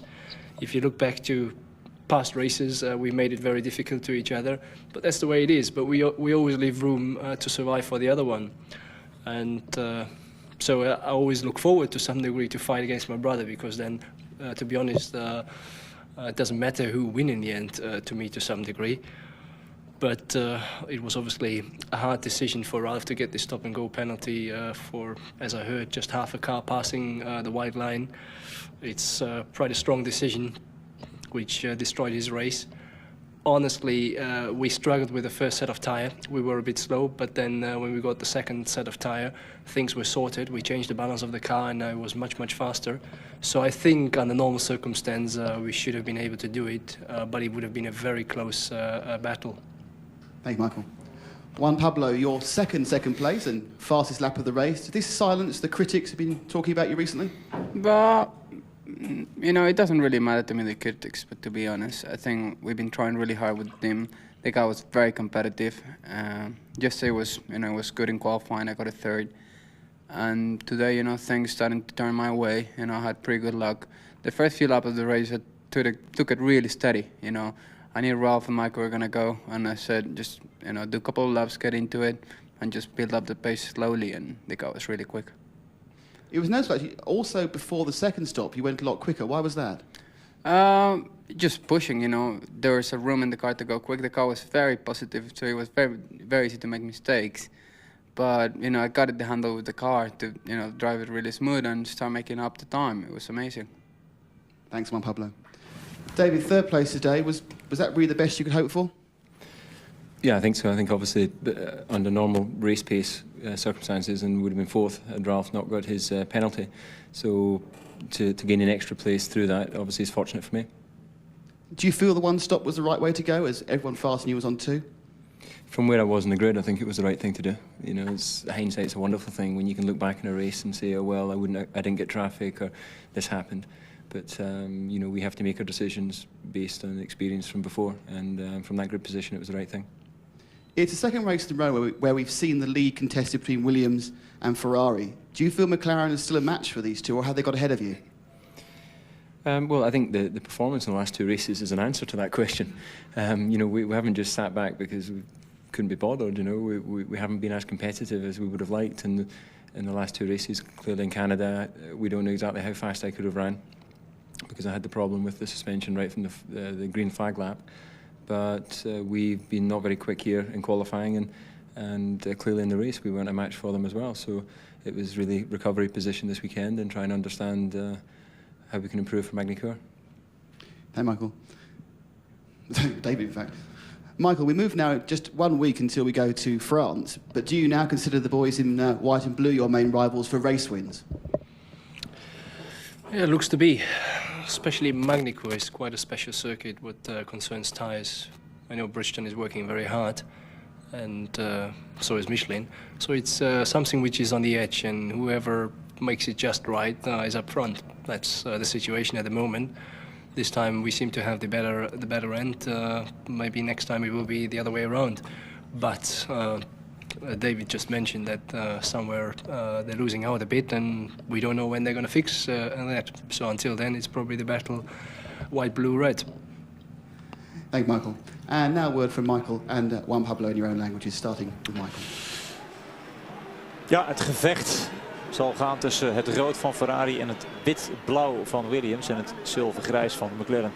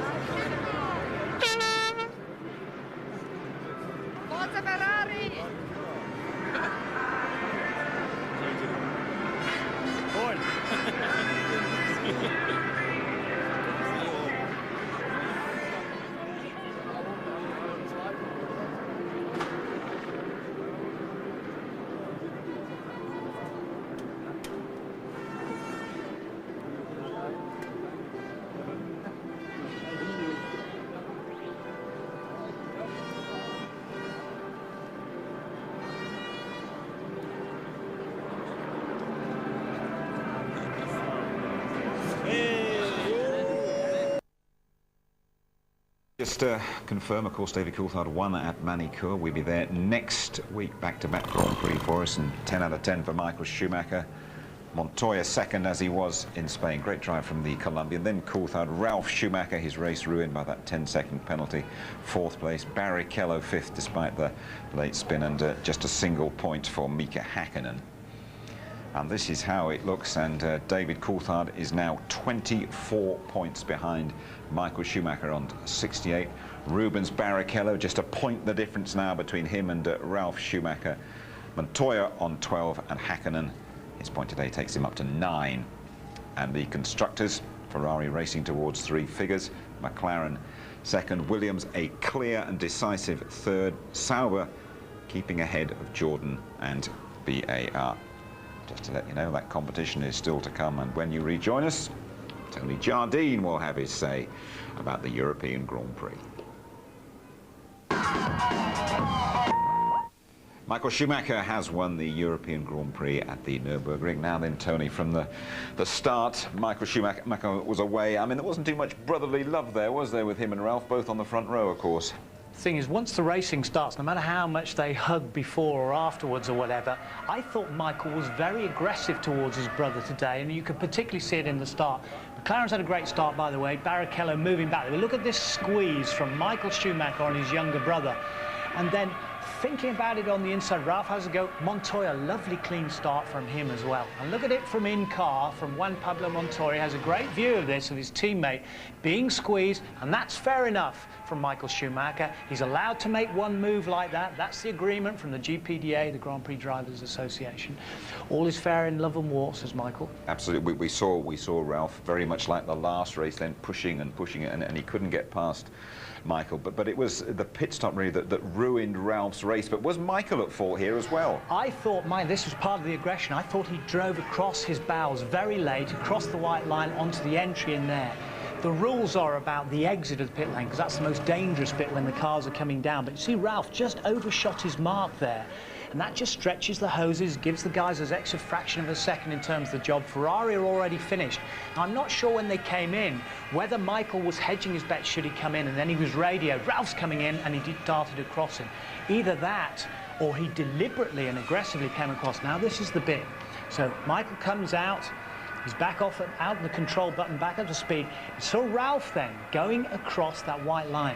Now, we've seen it before a couple of years ago when Michael Schumacher did that, went out into the flow of the traffic and took out Heinz-Harald Frentzen in the Canadian Grand Prix. It is very dangerous, and that rule is strictly adhered to. Having said that, Tony, there didn't seem to be any need for him to do that. There was no car coming around the corner. He wasn't particularly battling for place there. I mean, how fundamental an error is that? Well, Ralf wasn't looking at the line. He presumably thought he was out of the pit. What he was looking to do was take a nice arc and a line round in the first corner, because his tyres are that bit colder. He didn't want to take it too narrow and risk spinning on what are colder tyres, even though they've been in the special electric blankets. So he was just looking ahead and seeing how far Michael's ahead of me. Yeah, his Williams teammate, Juan Pablo Montoya, the Colombian, came here under a fair bit of pressure after his prangs in the last couple of races, and he delivered. Pressure, you say, Jim? Absolutely, because he is under threat of suspension for a couple of races if he misbehaves, if he gets into contretemps with any other drivers. I thought Juan Pablo Montoya approached this race very, very well. Patrick Head, when he was in here earlier, didn't say anything, but of course that's him going past Verstappen, look, and he was closing in there. Look at him, closing in on Coulthard. He was in 4th place, Coulthard in 3rd. He locked up and sensibly goes across the straight road. Right behind our studio, we had a lovely view of this as he goes across the grass and gets away with it. But a super approach from Montoya, and 6 points. Absolutely. Well, you mentioned Patrick Head there. Let's hear what the Williams technical chief has to say about it. Here he is chatting to Louise. Patrick, a race of highs and lows for the Williams team. Let's have a word on Juan Pablo first of all. Well, obviously great for Juan Pablo to get a result. He's had a bit of a difficult time in the last few races, as people have seen, and come under a bit of pressure. And he drove really well today, and I hope his championship can build from here. Was this the sort of calm, mature drive that you've been wanting to see from him? He showed great wisdom. And Ralf, obviously a very unlucky day for him.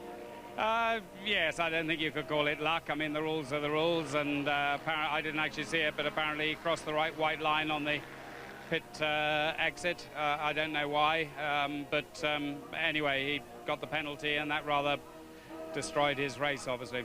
Did that cost him the win, do you think? I don't know. Michael was quite strong in his middle sector, but then we had, you know, I don't know, but it would have been more of a battle, obviously. Well, it did destroy Ralph's race, but let's talk about the winner, about Michael Schumacher. I mean, he's looking ominously strong now for that world title again. But no one's working harder than Ferrari at the moment. Their wind tunnel, which is just across the road from the factory, is working 24 hours a day. There are 3 sets of engineers going there in shifts, and it's this constant evolution. And if McLaren are to catch up, now they need to step with the engine, they need to step with the aerodynamics, and hopefully now it's settled a bit with Newey, they can concentrate on getting those advances. It has to be constant evolution. The whole, it's relentless, Jim. Well, he is relentless as well, Michael Schumacher. Let's just take a look at that. Here we are, 153 Grand Prix, 49 wins. Total poles 39. Only Ayrton Senna on 65 has got more, 17 from pole. 6 successive wins, of course, 3 less than Ascari's record of 9, and 7 successive poles, 1 less than Senna's record of 8. Absolutely astonishing, really. Okay, a little word about David Coulthard. It's a long way back from him, minus 24 now to Michael Schumacher. Well, James made a good point about the wobbly period last year and Coulthard, how he won so aggressively and forcefully. I really enjoyed that in France last year. But there's something else that he's hoping that Mercedes will kick them into a bit more power. Don't forget, this is BMW against Mercedes. And poor Coulthard got passed by Ralf Schumacher earlier on before he took the pit stop. That was right in front of the Mercedes grandstand. Huge rivalry between these 2 big German marques. They won't take this lightly either. Just finally, it won't help Coulthard, it won't help McLaren. They cannot test between now and Manicourt next week. No, but I'm sure they've got quite a few things in the pipeline. They're a big team. They've got things that they'll try, and they're going to have to literally try them in front of the crowds in the grandstands on the Friday and see if they can close that gap a little bit. And the same with the engines. They can run them on the dynos. You mentioned crowds in the grandstand. Well, 140,000 odd here.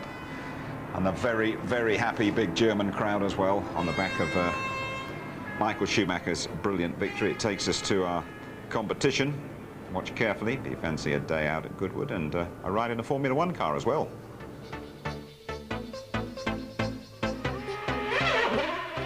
It's always a day to remember. The Goodwood Festival's a highlight of the British racing calendar. A thrilling demonstration of the world's best cars by great drivers. This year we've teamed up with the European Minardi team to offer 2 lucky winners the chance to experience the action firsthand. Both get a ride in Minardi's new 2-seater F1 car. The prize is a ride in that car up the hill climb course at the Goodwood Festival of Speed, plus 2 VIP tickets for the festival on Sunday, the 8th of July. Terrific prize then. All you've got to do is answer this question. Which country does the Minardi driver Fernando Alonso come from? Is it A, Spain, B, Italy, or C, Argentina? A, Spain, B, Italy, C, Argentina. The number to call, 09001 229966. 09001 229966. The calls will cost you 60 pence a minute. Lines close at midnight on the 27th of June, and the very best of luck to you all. We have a special program for you as well, featuring the best of the Goodwood Festival of Speed, 2:30 after Silverstone qualifying on Saturday, July the 14th. Formula One takes a 3-week break in August, but we on ITV Sport, we keep our foot firmly on the accelerator. On this channel, highlights later tonight just before midnight. Repeat ITV2 7:30 tomorrow. Back-to-back races. We go to Manicourt next weekend. Qualifying 11:30 on the Saturday. Race live from just after midday. Highlights 10 o'clock on ITV2. And just after midnight here on ITV. Michael Schumacher, he's the ringmaster beyond any question. Bye-bye.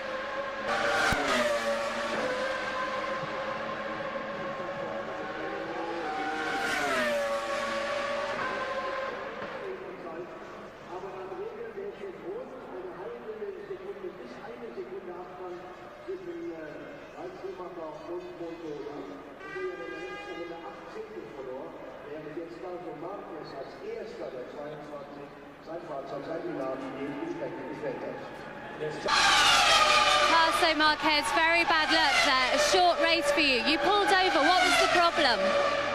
I don't know exactly, something related to engine and gearbox. We need to have a good check in the car later on, but I was put on the train line and just had a very big noise and the engine just stalled, so we need to check what happened. Tasso, very bad luck, thanks.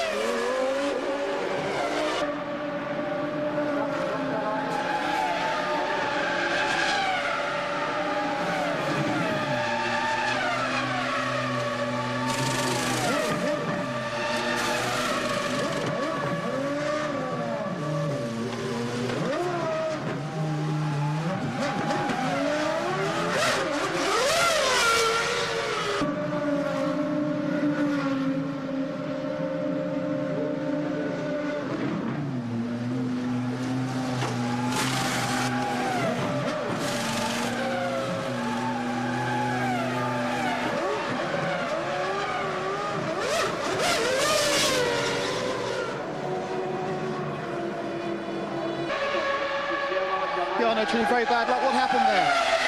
I think I had a clutch failure, but I had a problem from the beginning. I was trying to manage the problem with driving without anti-spin, but in the end didn't help. It's very disappointing, another failure for you. What can the team do about this? I don't know, it's one more time that I'm running for the point, doing very good race, and then I have to retire for a failure. I think we have to work very hard to try to find more reliability. Bad luck next race. Thanks, Jarno.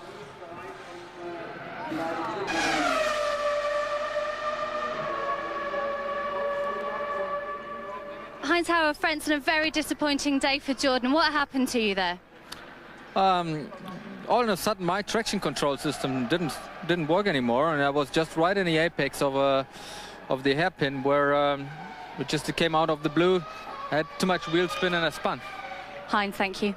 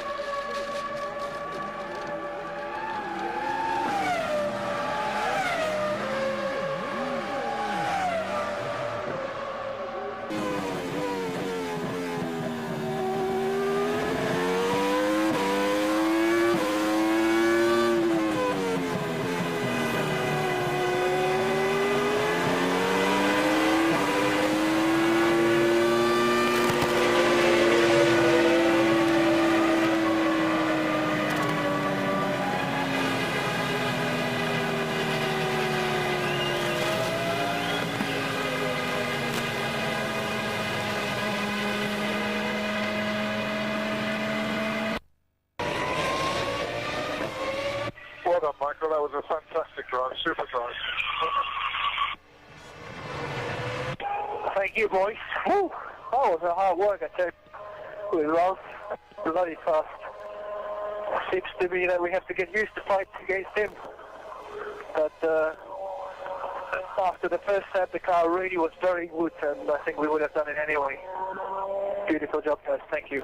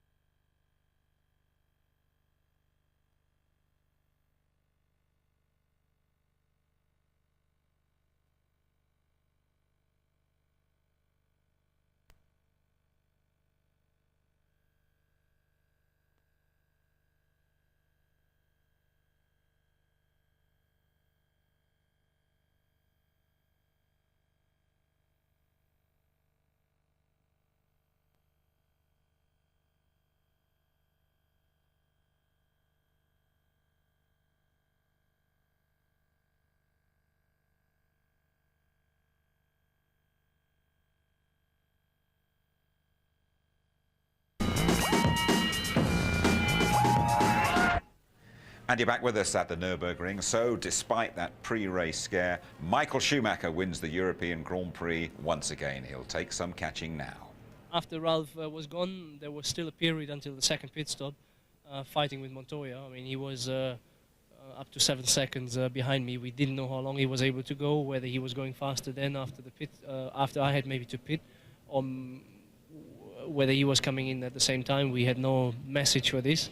So it was tough until this moment, and then Montoya and myself, we both backed off because he knew I wouldn't let him by and I would do everything. So he just took it easy, and so did I. Yeah, I'm pretty happy, you know, to finish. I finished twice this year, and twice I finished second.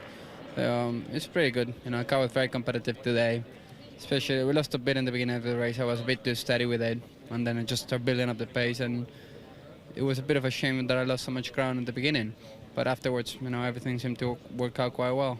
I think in the circumstances, yeah, we just weren't on the pace this weekend of the Ferraris or the Williams.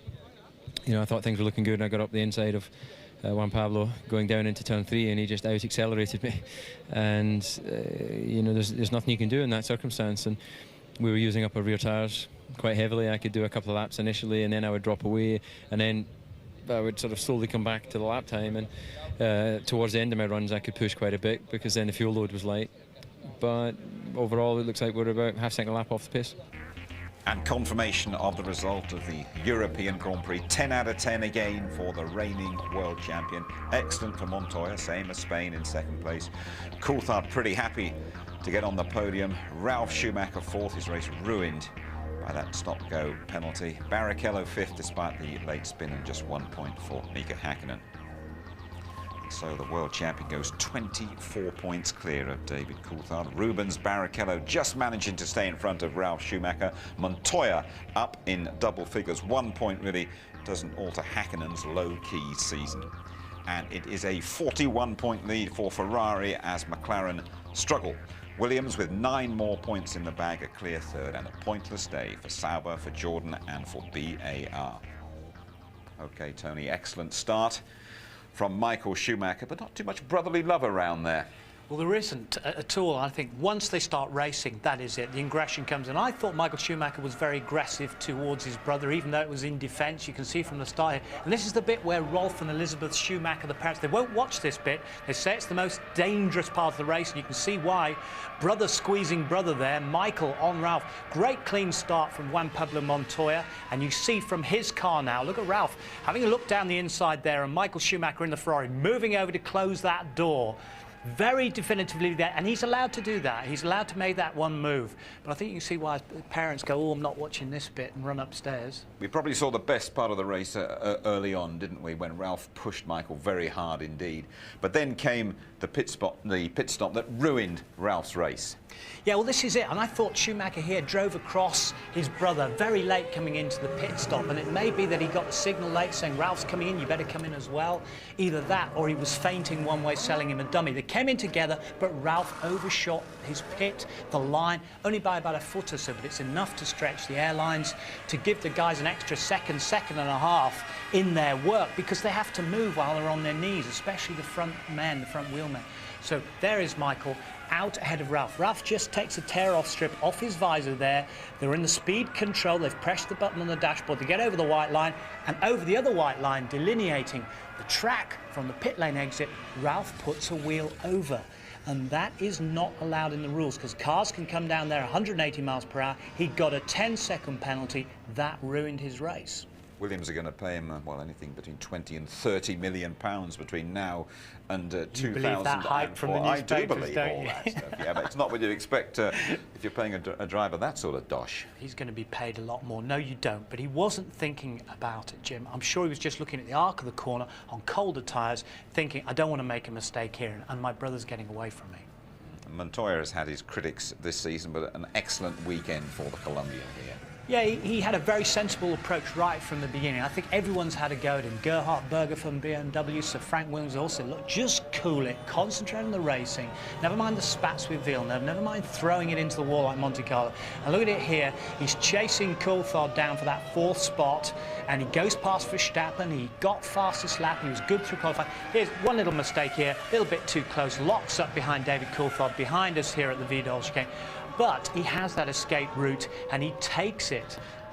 No problem at all. The curbs aren't massive there, and just went quietly across the grass. David Coulthard with plenty to do from here. He'll settle for getting up on the podium, particularly after being outpaced by the Williams early in the race.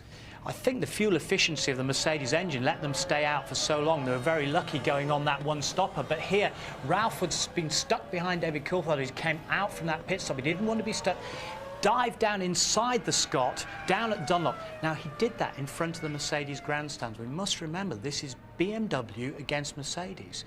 You know, these big marques are fighting for World Championship positions here. So it didn't look good for the three-pronged star, did it, in front of there? But Ferrari and Michael Schumacher are looking so strong, and we go straight to France next weekend. There's no time really for the rest to recover.